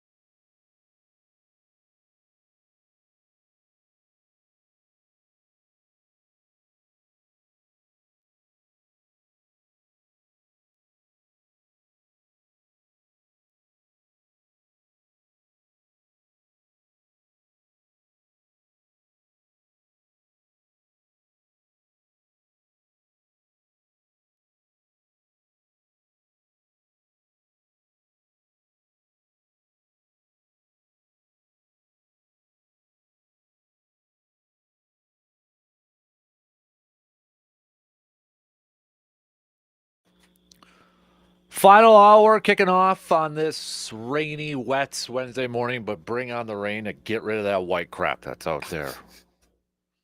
Let's go. Come on now. You could still happen for another month. Stop. It's time. Look, you know, when I was a kindergarten as a kid, I remember the old phrase, April showers bring May flowers. And I don't remember it saying April snow showers bring brown grass in May or anything like that. So rather get to that now. Okay. So we were talking a little bit of Bucks. We should mention, I mean, the Bucks too, last night, the highest single game field goal percentage since 1998. Wow. And they still barely won last night. So 133 to 123 against the Suns. But franchise record 68.9% from the floor. No team had shot for that high of a percentage in a game since March 13th, 1998, when the Clippers shot 69.3% in a 152 to 120 win over the Raptors. So, yeah, but still just 1 by 10. So, awesome. Cool. Let's do some stock reports. Whose stock is rising and whose stock is falling? Let's start it off with whose stock is falling this morning. It's a very short-term thing. It's based on what happened all of 7.5 hours ago. Russell Westbrook. Russell Westbrook. Not a way to end a game. He missed a free throw, I think, but then misses the obvious layup to put the Nuggets up by 3 over the Wolves. Wolves go down the court. They're now trailing by 1. Clock is going down, gets down to 0.1. Wolves miss the 3, but Westbrook fouls on the 3. The Wolves get 2 free throws with 0.1 left, and thanks to Russell Westbrook, the Timberwolves get the win last night. That was a bad performance. The best, I don't want to see the best part, and I'm saying that a little bit as a Wolves fan, but the most obvious part, watch the replay of the very end of the free throw shots and Westbrook's reaction. And he's like, it looks like he's doing a little jawing before the final one goes up. Wolves take the lead, and then he's got the look of like, yep, you just cost him. It's one game, but that was a short-term stock faller. Mm-hmm. My stock faller, I don't know if it's necessarily a stock faller, more of like what kind of Buzz Williams leaving Texas A&M to Maryland. Was that a move up? Parallel move? Yeah. I don't know. Like that, because Buzz is from Texas, and he was an assistant coach a couple times at Tech. So that one just kind of surprised me a little bit. So, I mean, is that like a stock faller for A&M to lose? But I don't know. But that one perplexed me a little bit. Okay. I guess there's 2 ways I can look at this, and they both tie in, obviously, to money. One... I suppose a lot's going to depend on NIL money. Though, yeah. too. Okay. So that's the first part with the upcoming 2 words: Diamond Stone, Maryland. Wait, 3 words. So, go back to that message sent. Yeah. Is he still eligible? Diamond Stone? No. He's got any? No. He exhausted his eligibility at this point. For one, the cap that's coming. Now, you'd think, okay, the power conferences are going to spend their money on football. Is that necessarily going to be the case with every single one? Maryland football versus Texas A&M football. I think we know which school puts a little more priority on football between those two. A&M probably has the biggest overperformance between making a humongous deal out of football and then actual performance. Mm-hmm. But they go all in. I could see where Maryland went, you know what, we're also a Big Ten school, but let's be real.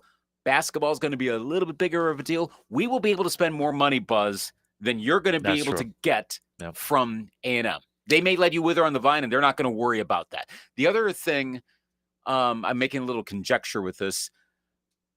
Did you hear about Scott Van Pelt's kind of rant? Yep. And for those that don't know, I don't know if you talked about it on the show, but where he went off on Willard. Yeah. I'm not used to that. That was some pretty strong words he had on the podcast, but he was talking about, because he's got some pretty high connections. Van Pelt does with University of Maryland. And he was making it sound like they were going to go all in on money to try to keep Willard at Maryland. So if that infrastructure is still there of what they were going to do for Willard, I would have to imagine if they had the opportunity to pivot to Williams, it was already there. Here you go. Take all this plus the NIL thing, the cap. And that might have been the reason why he goes over. That makes more sense to me. After that, no. Because Willard's actually kind of going more home. The Villanova move makes sense there, not the Buzz Williams one. Yeah. With that, I guess my stock faller, staying with college would be the Badgers right now because of Daniel Freitag leaving and entering the transfer portal. But stock risers. I will say, I'll say in a general sense, as opposed to an individual, I'll say the concept of the kickoff has got to be better this upcoming season. I was listening to Andrew Brandt's podcast last night. He was recapping what was going on at the owners' meetings. He's like as close as he can sound to being outraged, with Andrew Brandt never really sounding outraged. But he was like, why in the world would any team want to kick the ball in the end zone now with it going to the 35-yard line? That would be a stupid move at this point, unless you're really that confident in your defense and you think your special teams suck. Short of that, yeah, that's going to help all of us from an entertainment point of view. Yeah, I think the kickoffs are going to be much better. They were kind of better this past season. They'll be demonstrably better this upcoming season. I think anyway. You think so? Oh yeah. Okay, I mean, for crying out loud, we got if maybe Keyshawn wants to go back to returning kicks. If not, McCall Hardman's there, so we're good. Yeah. 100%. Good. My stock riser is NFL history. The NFL will incorporate AAFC records and stats to the official record book. What the hell does that mean, though, Dan? Why do I care about that? Well, for one, we can no longer say that Tom Brady is the sole possession of the most championships by any player in NFL history. He is now officially tied with Otto Graham. So it's not Tom Brady on the mountaintop. It's Otto Graham. Or him and Otto Graham. And Bill Belichick also. This affects his numbers. He has the most Super Bowl titles for a head coach with 6. But Paul Brown has now passed him for an all-time wins mark. Brown is officially 7th on all-time wins list for head coaches when you add in his AAFC regular season victories. He originally was 21st on there. So Brown also has 7 championships in the NFL record books instead of 3. Thanks to the NFL announcing the merger of the AAFC records. With 7 championships, Paul Brown surpasses Bill Belichick, George Halas, and Curly Lambeau for the most championships. Belichick, Halas, and Lambeau each won 6 titles. So, yeah, but how many Super Bowls did he win? And here's the other one. Here's the other one, though. And this one's probably going to be really for some. The Dolphins have company with the perfect season now. As the 1948 Browns went 14-0 in the AAFC.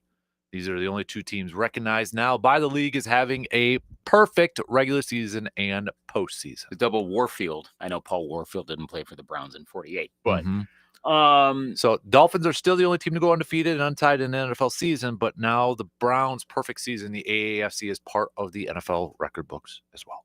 Well, so, there you go. Well, and if you're going to count AFL stats into this, it makes sense to count AAFC stats as well. Like everything from everything you just mentioned there.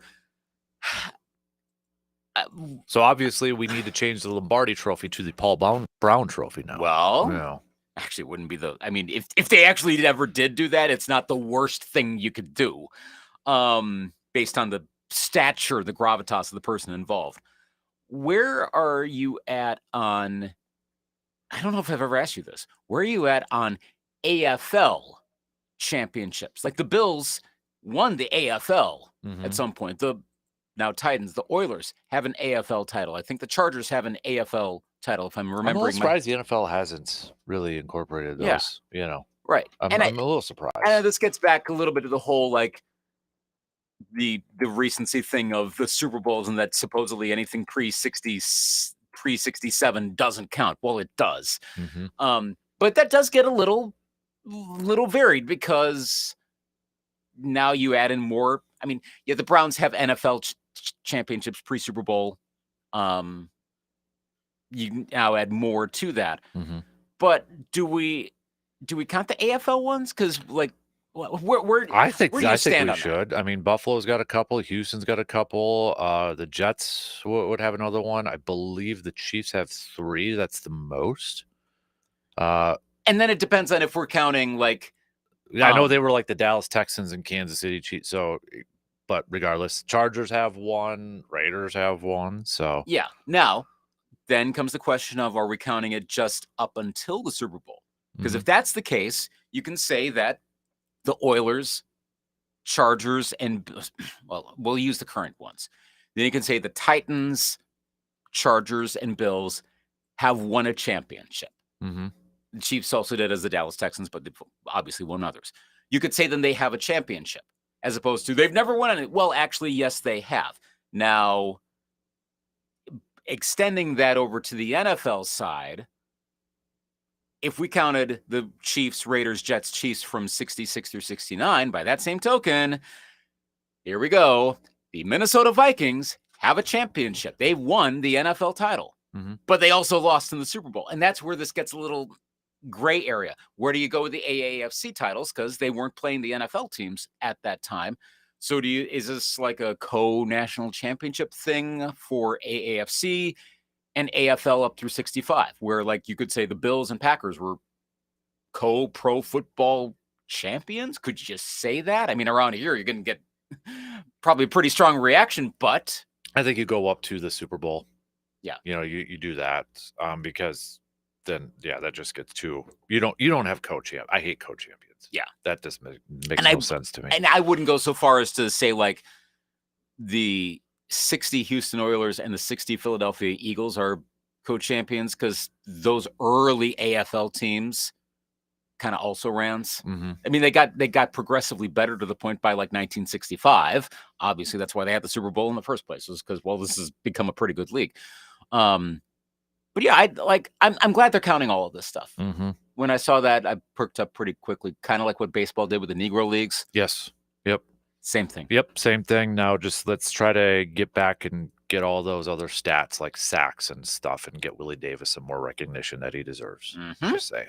So, all right. Those are stock reports. If you have any other ones that you would like to send over, you can. Let's take a quick break. We'll get back to some more baseball talk, though, as the Brewers in a few hours from now will first pitch 12-10, looking for their first series win on the season.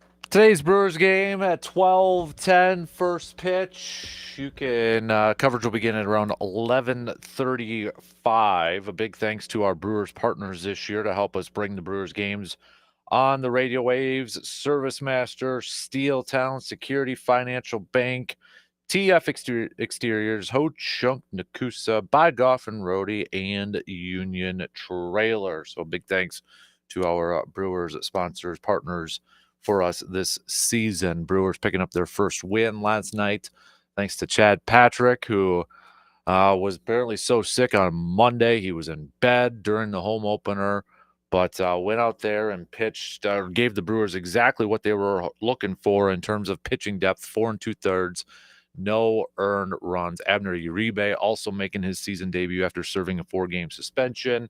He gets credited with the win after going 1 1/3. Yelly getting a homer, Eric Haas getting a homer. So Brewers now in a position with Freddie Peralta getting his second start of the season to get their first series win and improve to 2-4 on the season. Some updates in terms of health with some of the Brewers pitchers out there. So getting close to getting some guys back here. Some are a little bit closer than others, but nonetheless, we're getting positive news in some health with some of these guys. Nick Mears got some action in AAA last night, so potentially getting close to getting some more bullpen help with Nick Mears coming back. So he pitched well last night in Nashville. Jose Quintana, his next schedule work is going to be April 6th, and then he's eligible to come back April 11th. Which they will be in Arizona taking on the Diamondbacks. Tobias Myers will tomorrow throw 2 innings in a simulated game. And he had no discomfort so far the other day when he was doing some stuff. So hopefully soon with Tobias. And then Brandon Woodruff yesterday threw 3 innings, 51 pitches against Jake Bowers and Vinny Capra. Said he felt great and got some good feedback from them. And it's possible now, according to some of the reporters, that Brandon Woodruff, as soon as next weekend, could be making a rehab start in AAA. So potentially getting closer to Brandon Woodruff finally making that return. Yeah, he could, according to Kurt Hogg, he could be making a rehab start with Nashville as soon as the end of next weekend, potentially. Cool. Well, we're going to need Woodruff to take care of any more of those torpedo bats. Yeah. But no, I guess there's, again, green shoots is sometimes the term is when something starts off not so great and you're looking for some silver linings here and there. And again, really early. So there's nothing really concerning right now with the Brewers, I don't think, to start even with having just gotten their first win. Again, it's a pretty short time period. No one is out for the season, just got a major injury. They haven't been Royce Lewis, to use a term that I just made up, but I think we know what I'm talking about. Yeah, I think they're going to be in okay shape is how I would look at it. As of right now, with this Red Series coming up starting tomorrow, Nestor Cortez is going to get the start Friday. So far, it is a TBA. Saturday, TBA. Sunday, TBA. So there you go. That's, no little bit of drama with that. But nonetheless, I mean, they're getting healthier. And I wouldn't expect Brandon Woodruff, even if he does get a rehab start next weekend, which would be like that 12th or 13th. He's probably going to get a couple at least, maybe even a few. And, they're saying the timeline initially was end of May. Maybe it moves up a little bit, but I don't think they're going to push it with Brandon Woodruff. They're going to be cut, and they're going to try to get him as many, I think, starts and innings at AAA as they possibly can before they got to make that move up. So, but nonetheless, he's hitting all the benchmarks, and it's got to be gaining in confidence that after, he does these 3 innings and 51 pitches and he comes out of this good, that's just going to gain more confidence for him too. So that'll be a big boost when he gets back. Obviously with Quintana, when he does come next weekend, you got another starter in there. I'm confident with Freddie Peralta on the mound. It's to that point where it's like, just get through these next few days till we can get to Freddie because it's a normal starter. So I feel good about today. I'm a little bit nervous with Nestor tomorrow. Just what version? Like, is this are we gonna get a Jeff Suppan with Nestor Cortez? Oh gosh. Or was it just okay? Soup. Yeah. Or was it just the really bad game against his former team? I hope not, but I'm inclined to think it's the former. I mean, trying to remember from what I was able to follow of Cortez, which again, not being a Yankees fan, but he ended up hearing a lot about the Yankees because, well, they're the Yankees. I mean, he was okay. I think it was a bad confluence of circumstances. The new bats playing at home, they get some momentum. He's a little bit off and kaboom, and there it went. I'm not worried yet until he has a second start and has like a 12 ERA coming out of that game. Then we're in, well, maybe a worse than Jeff Suppan situation. At least with the Nestor Cortez, and I'm not ready to close the book on him or anything like that. Nestor Cortez is going to be a free agent after this year, so it wouldn't be like, yeah, we're stuck with Soup for a few years, sort of thing. So, yeah. but and it could end up being a signing mistake, but those things happen. Yeah. It was a trade. So, trade. It could be an acquisition mistake. That's what I meant to say. But let's see. He's got plenty of time to make it happen one way or the other. So, but I feel good about Freddie. I mean, it makes that start against opening day against the Yankees even maybe a little bit more impressive. I mean, it was a typical Freddie start, going deep into pitch counts, giving up a couple solo shots against those torpedo bats. So, I mean, it was a typical Freddie start. And honestly, if we get that type of start again today, I'd be satisfied with it because you're putting your team at least in a position to win if you get some offensive support. I think ultimately long-term, I was a little concerned for the Brewers after that first game against the Royals a couple days ago. Like, is this a thing now? Even early in the season, when you see the same thing happen game after game after game, like, whoa, what's happening? I think that was just a wow, everything went wrong kind of series. Those things happen to teams all the time. So. No, and then it's not like they're going to be playing the Yankees a ton of times the rest of the season. So right now I'm going to say not mulligan, but I'm going to say it was its own thing. And the basic performances of, like you said, Peralta, we're going to get from Cortez, I think it's going to be more normal, more average. Yeah, I'm just looking. I mean, you got 4 games with the Reds coming up. You get today's win, okay? You get a series win. You're at 2-4, and then you got 4 against the Reds. You got a chance to kind of reset the season a little bit. And remember, 2011, that Brewers team that won 96 games, they also started 0-4. Yeah. So that's why they play 162 of them. Right. And again, are we all out on the Braves and Red Sox right now? I mean, there's got to be some numbers to say that if you start 0-6, that's probably bad. Odds to make the post, especially in a division like the NL East. Yeah, I'm kind of curious. Like, what's the worst start? I'll look it up. Yeah, look at that. The worst start by a World Series, either a World Series winning team or a World Series participant or something like that. I mean, again, this could be the 6-game losing streak to start the season against 2 of the better teams in baseball. It makes sense, but it gets attention because it's the first 6 games of the season. That usually happens with one team every year. Maybe there's one year where that didn't, but usually there's one team that either has their really good spot or their really bad spot, to start a season. And maybe that's what's happening right now with one of those 2. So this is... Okay. I'm going. This is quite the list here. So, first 50. Okay. So this is all right. So the 2018 Dodgers, that 18 Dodgers, they started in their first 50 games 23-27, and they won the pennant that year. That's when they lost the Red Sox. Remember the cheating Red Sox that year? That was the Dodgers team that beat the Brewers in the NL CS. That is, and then the Tigers also won the pennant in 2012. They started 23 and 27. So these are the first 50 games of the season. The 2007 Rockies, remember they won the pennant. Rocktober. They started 10 and 15 that season. And they really needed that winning streak at the end to get in and then do anything in the playoffs, and they just couldn't lose. 7 division winners. It doesn't say who, but 7 division winners started. These are for first 25 games. Started 11 and 14. Okay. So, I mean, that's further along than 0 and 6, obviously.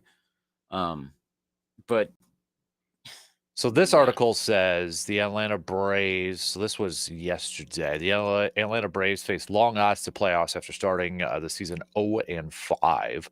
Let me see if they've got an actual number here. If the Braves lose and fall to 0 and 5, which they did, it'll be the 7th time in the modern era franchise history since 1900 that they have started 0 and 5 or worse. None of those teams made the postseason. Longest season opening losing streak for a Braves playoff team is 4 games done twice. So that's Braves franchise history. That doesn't really say about other Major League Baseball. So I'll have to see if I can find a little bit more. I would say overall, like if I were concerned between just those 2 teams, given that I had the most. Here we go. Okay. While the Braves have never made the playoffs after an 0-6 start, they aren't entirely without hope. 3 teams that have started 0-6 have gone on to make the playoffs. The most recent example is the 2011 Tampa Bay Rays. Okay. That Rays team was even 1-8 to start the season and then rallied. So there's that one. I'm trying to see if I can find out the other 2. Yeah, they finished 91 and 71. Yeah.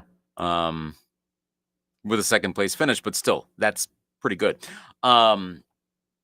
29 teams have started 0-7 all time. None made the playoffs. Only 2 have finished above 500. And of course, also throughout a lot of history, you had to, it was like college football up until recently. You start off really slow. You have 1 playoff spot in your division or in the league entirely. If you go back pre-69. So it's almost one of those modern things you got to follow. And then, of course, you're going to have fewer examples of a team starting 0-6 just in general. It's not that great to start that way anyway. In the case of the Braves, losing Profar, which I think is incidental to all of this, is going to hurt. A, half the season, B, the playoffs, but he's not the core guy on the team. And there are other guys that are going to start playing their way into the Braves as the season goes along. So their long-term future, I think, is going to be fine. So if you're a Brewers fan going, ooh, maybe that's one. No. I wonder with the Red Sox, the Rafael Devers strikeout thing. That dude. I mean, I think that is a mental thing. By the way, remember, Mets started 0-5 last year, too. Yeah, there you go. So, that I think is that whole offseason for him. Remember, because he said, I am the third baseman. And I think it's such a mental, you know what, in his head right now. I think he's pissed he lost his defensive job, and it's creeping into his offensive number. I think it's purely a mental thing. Well, the thing is, his strong suit is offense. But a lot of guys don't want to just be DH. Right. Because someone pointed out, once you go DH, you're not going back. That's the thing. Like when he loses third base, what other position does he have? I mean, unless Bregman goes after this year and there's no option, Red Sox have some really big, it's potential, but they've got some really good prospects just about to start playing for that team. There are not going to be a lot of spots left over on the field. Like, granted, they're not all third basemen, but the point being with the Red Sox, between younger players that are expected to perform well and the new additions, I guess the sour case on them is they sure look like they upgraded and then nothing quite clicks. You occasionally see that team. It's very, very early, but I would just slightly flag that. As much as I've been saying, don't pay too much attention. I guess if you were to pay attention to something, maybe that's what's going on. But they've also played, again, the Rangers and the Orioles. So, by the way, this popped up when I was trying to find some of the slow starts in that. The worst postseason record franchise. Who's number one?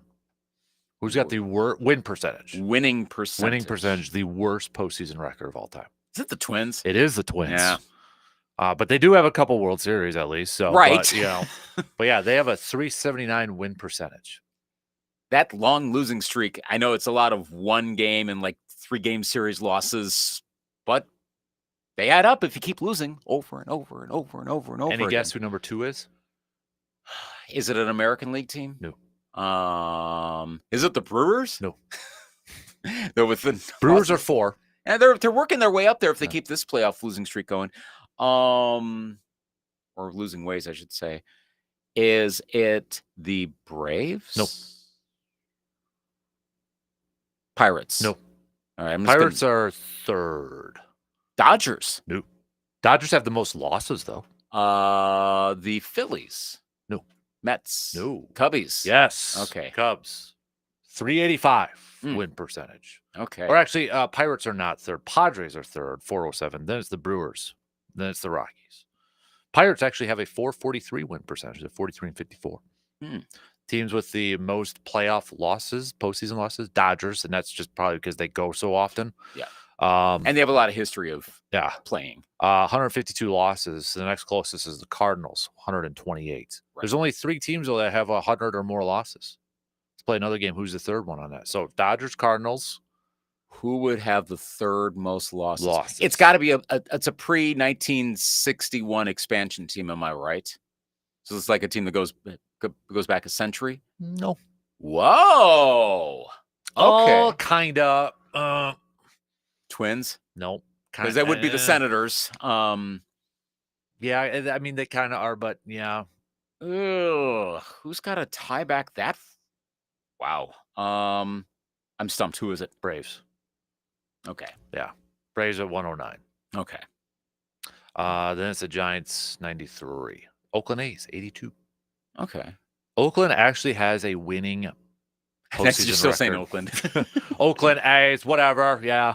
Oakland actually, God, see? Yeah. Athletics actually have a winning percentage, positive winning percentage. Yeah.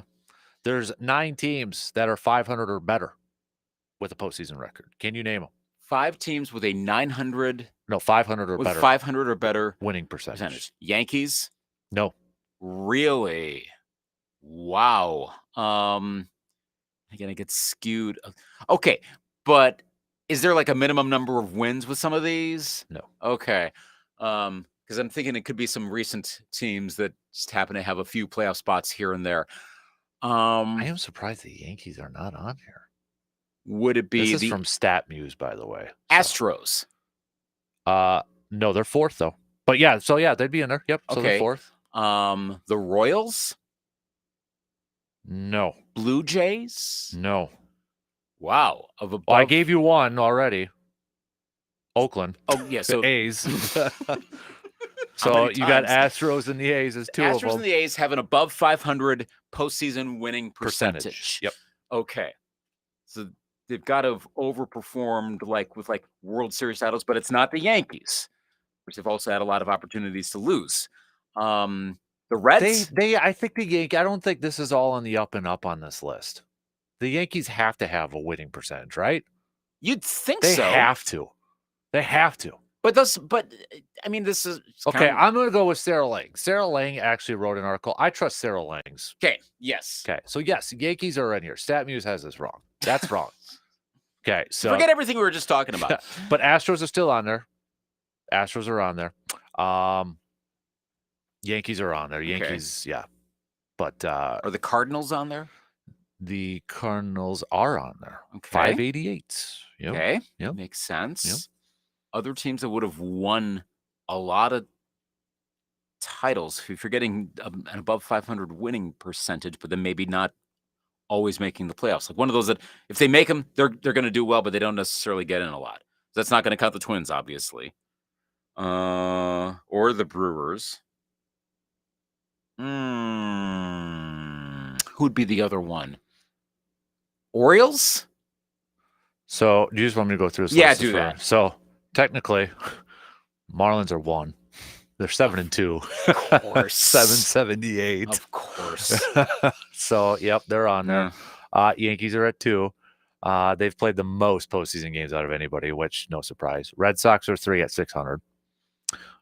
Mets, Cardinals, Diamondbacks, Royals, Astros, Phillies, Giants, Reds, Nationals/Expos, Rangers. Okay. So, yeah. Dodgers, I think, are now up there because this was written at the end of September. So, and they were 29-30. So they're probably up there now, too. Right. So, but Makes yeah. sense. Yeah, I trust Sarah Lang a lot better than that other one. So. Right. I would too. Speaking of postseason stuff. By the way, this was updated too. So the Brewers now have the worst losing percentage. So your Twins are next, though. So okay, well, Twins hey, Senators you are know, next, we're so. finally breaking the schneid there a little bit there. I do appreciate they go Twins/Senators. So thank you for the history thing. Yep. By the way, and I know we've talked about this before, but so you remember after you flagged the what's the place on the west side that has all the cards and yearbooks yeah. What's the name of it? I always mess it up, but yes. Did you go get some? No, I didn't go there again. Okay. But I've started reading through the yearbooks. I'm like, you know what? I Okay. got them. How about let's read Ultimate them? Authentics, yeah. Yeah, that's it. Ultimate Authentics. So finally started reading through the yearbooks. Let's see what it was like. I mean, I read all the other yearbooks when I got them in real time. Let's read these ones because these are the early 80s Brewers ones. So I'm reading the 83 yearbook and it's having the full recap of 82. Like there's a lot in there on 82, obviously, because it's the yearbook right after that. And I was struck by how this is not going to be a surprise based on how I think we all looked at, and it's like a running joke about, oh, great, 82 again. The reaction was almost like in real time, based on reading the yearbook, like it was a win. Like the national media was paying more attention to the Brewers and the Cardinals. And it's not like the Cardinals had won a ton of titles. They hadn't won a title since the 60s at that point, which, of course, is not that long prior, but still. That the way the fans reacted, the way national media was reacting, the way it was being written about in the yearbook, and I know it's the team yearbook. I mean, they call it that championship season was the name of the whole segment. And I'm coming out of this going, well, this makes a lot of sense. Is this one of the how people still look back on the 82 season almost like it was a championship? I think nowadays you hear more Brewers fans that are younger that didn't experience it. They're like, when are we ever going to bingo? You're post 82. Yeah. When are we ever going to win a title? But there's still a pretty strong sense, fading, but it's a strong sense of like that season was almost a championship. And it's one of the only examples I can think of a team that didn't win a title, but as far as the fans are concerned, they kind of did, like unofficially so. Yeah. Not even for your, and this is not a knock, but not even for your Vikings and Yeah. Hail Mary or anything like that. No. Yeah. And I don't remember hearing that sentiment when I was younger. I never picked up on that. But or even Buffalo with their 4th straight, you never heard. Yeah. No. Yeah. So, and I'm sure there's other examples, and I'm not thinking of them right now, of teams that came really close to winning. So it'd be a what if, since we're talking about best records in the NBA, what if Steph and the Warriors never won a championship, but they did that 73 win season and still lost? Take away all their other championships. Say they never won. Would that have been one? I don't think so. I think that's because of modern NBA culture's gotten more towards. I was seeing some criticism of the approach to the NBA nowadays. I can't remember, it was on Blue Sky or Twitter or whatever I was reading the other day about, because the members of the Thunder were talking about, hey, we're really good. Like they're talking themselves up a little bit. And then there was a little bit of a discourse of it's the whole best team without a championship argument. Right. Yeah. But it's all rings, but then we also don't pay more attention to the regular. Which one do you want to have? You can't have it both ways. I think we've gotten so much more into it's a title or nothing else. I mean, that sentiment's been around for a while. It's not new. I think that was the biggest place where that was an issue was the Pro Football Hall of Fame. I think there was a thing for a long time that if you didn't win a Super Bowl, you sucked. And I maybe I felt that a bit more as a Vikings fan, and seeing all these Steelers and Packers getting in the Hall of Fame and the Vikings getting overlooked. I'm like, and that's, we've corrected that over time. Now we look more at an individual's career than did they win a championship. But I think sports culture's gone the other way, more so. I don't think the Warriors would be looked upon that highly, and I think especially in NBA culture, if Steph doesn't have a title right now, ooh. I got one that just came to my mind. Okay. 2015 Badger basketball. Okay, that's an interesting one, because that was, now that you mentioned that, that was the first thing that came to mind. And I hear a lot of, and I say this in a good way, bitterness about that because it came so close. But what's your sense? You're obviously closer to it being an actual Badgers fan. What's your sense of 15 and maybe even 14-15? Is it bittersweet, or is it like, wow, it's kind of our championship? It was the sense that I still kind of believe it. I believed it right at that moment that we were never getting back. So it felt like that was, I mean, it's the whole make them believe. I mean, I just saw they've got an event coming out with Bo Ryan and Frank and Decker where they're talking about that, doing an event, and they're making a film or something like that. So it feels 82 vibe-ish, that even though I never experienced 82. It's a decade anniversary right, now. Right. And I mean, that's still the worst I felt the day after they lost that thing. And it was against Duke too, for crying out loud, right. But I would go with that one. In retrospect, does it feel, I mean, obviously at the moment, we still compare it. Well, isn't that what we do with the Brewers? Mm-hmm. We compare it to the 82 season. Everything is 82. And I mean, at the time, like there's a photo in that yearbook in one of the bars and at the end of Game 7, and you see all of the, think of like the exaggerated looks of like, oh, and I can't really explain it over the radio, but imagine that. And like everyone has that look. Mm-hmm. So it's not like everyone, like Game 7 ends, Bruce Sutter and is jumping, throws the final pitch, and Brewers fans start cheering. No, that wasn't, I know that that's not what would happen. And anyone's old enough to remember, no. But it looked like pretty quickly the Brewers fans were getting back around the team. Like, thank you for what you did. I don't recall that being as quick with the Badgers. I think it was more of like I think the grieving period was longer, though. Yes, for sure. And I say that again, having only really experienced one of those or observing it. But does it, because it was so close, and there was the whole controversy with it was Duke, it was officials, it was all, and we knew it was the last year of Frank, and we knew Bo was getting close. We knew those guys were leaving, so there wasn't any next year. Well, and sort of thing. I wonder in Whereas that case, 14, it felt a little different because it's like, okay, Frank's coming back, Decker's coming back, pretty much everybody's coming back. We got one more year at this, and then when it's not, because I still have the image of like Frank on the golf cart just ball in his eye, because that's their final game. Whereas 82, like there was no one about to retire. There wasn't like, free agency's coming up. Like 3 guys are going to go from this team. I think there was probably a presumption that they'd made the playoffs in 81. They were like 3 innings away from a World Series title in 82. They've been fairly good for a few years. Why not again? Yeah. And then it never happened. So maybe that's why. And then it kind of stuck. Plus, maybe the vibes are just really that good. Maybe it was unique to that time. But I really struggle to think of another team that looks so favorably upon, or fan base that looks so favorably upon. I mean, I have and we got to take a really quick break here, but one of my things, whenever my teams win, they always come out with those commemorative books, right? Like I got one for the Packers. I got one for the Bucks. They came out one with the Badgers. It's called Make 'Em Believe. I mean, it's a book about that season. So, I mean, they printed it, and I mean, it's a chat. I kind of view it as a chat. I don't have a Brewers one. Right. That's the only one I don't have I don't have a Brewer one. But yeah, that's probably my version of 82 Brewers is 15 Badger basketball. It's the closest thing to that, yeah. And I can't think of any other examples. I'm thinking like they're my favorite teams and whatnot. I don't know, in different sports, there are different levels. Like soccer, there are so many different trophies and qualifications that you can have a quote-unquote championship year if you don't win a championship. But I mean, if you're like the Lions or a Colts, you print division championship banners, or you're Zadarius Smith and you get a custom ring made for winning division.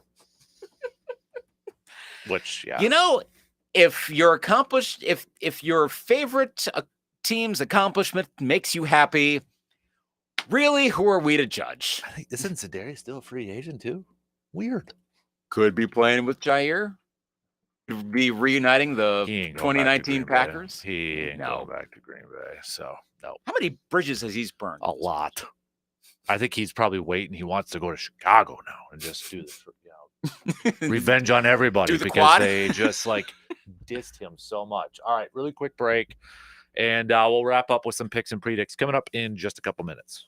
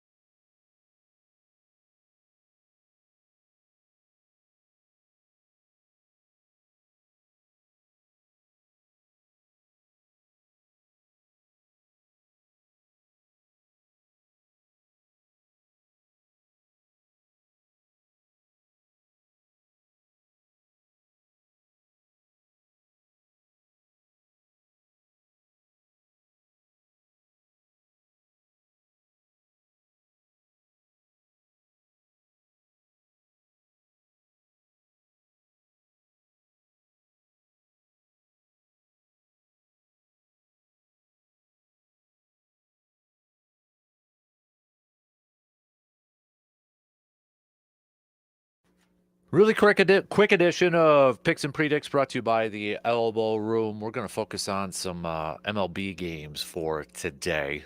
So let's do Texas taking on the Reds of Cincinnati. We got Hunter Green and Jack Leiter. Ooh, I'll go Reds in this one. I'll go Reds too. How about Pittsburgh and Tampa? Paul Skeens on the mound. I'll go Pirates in this case. If the Pirates lose and Paul Skeens gets his second loss, 0-2, what the heck is wrong with Paul Skeens? I'm going to go Pittsburgh too. Let's do, I'm going to save these couple, Angels and Cardinals. Sonny Gray is on the mound for the Cardinals. I'll go Cards in this one. I'll go Redbirds. Let's do the Nationals and Toronto. Hey, former Montreal Expos. versus the Toronto Blue Jays. It's a battle of Canada. I'm pretty high on Mackenzie Gore. I'm going to take the Nats in this one. I'll go Blue Jays. Cubs Athletics. Yes. I think I'll go A's Power here. I'll go with that team that used to be from Oakland. San Francisco, Houston.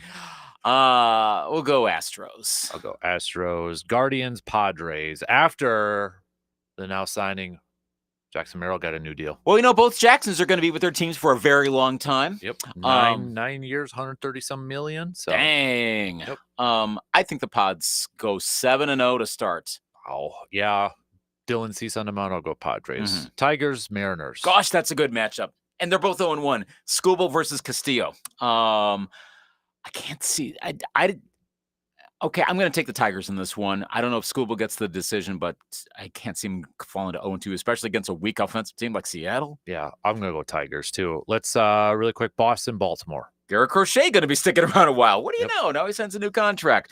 I think the Red Sox get, even with Eflin being on the mound, I take the Red Sox. Okay, Boston, Braves, Dodgers. We got less than a minute. Okay, Braves get off the schneid.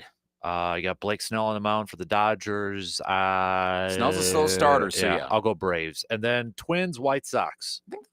Twins win a series. Woo! But I don't know if they're going to play the game, honestly. I think the weather's going to inhibit it. Got it. And Kansas City at Milwaukee. Cole Reagans, Freddie Peralta. I will take the Brewers. I'm going to take the Brewers, too. So, all right, just made it before the shot clock. That's your picks and predicts. Again, brought to you by the Elbow Room. Don't forget Wednesday nights, trivia nights at the Elbow Room. So, again, reminder, first pitch for today's game is at 12:10. Coverage will begin at 11:35. Have to listen to it on the radio dials, 105.1 FM and 790 AM. Have a fantastic rest of your Wednesday. We'll be back at it tomorrow morning. Same place, same time, 6 a.m. We'll talk to you then.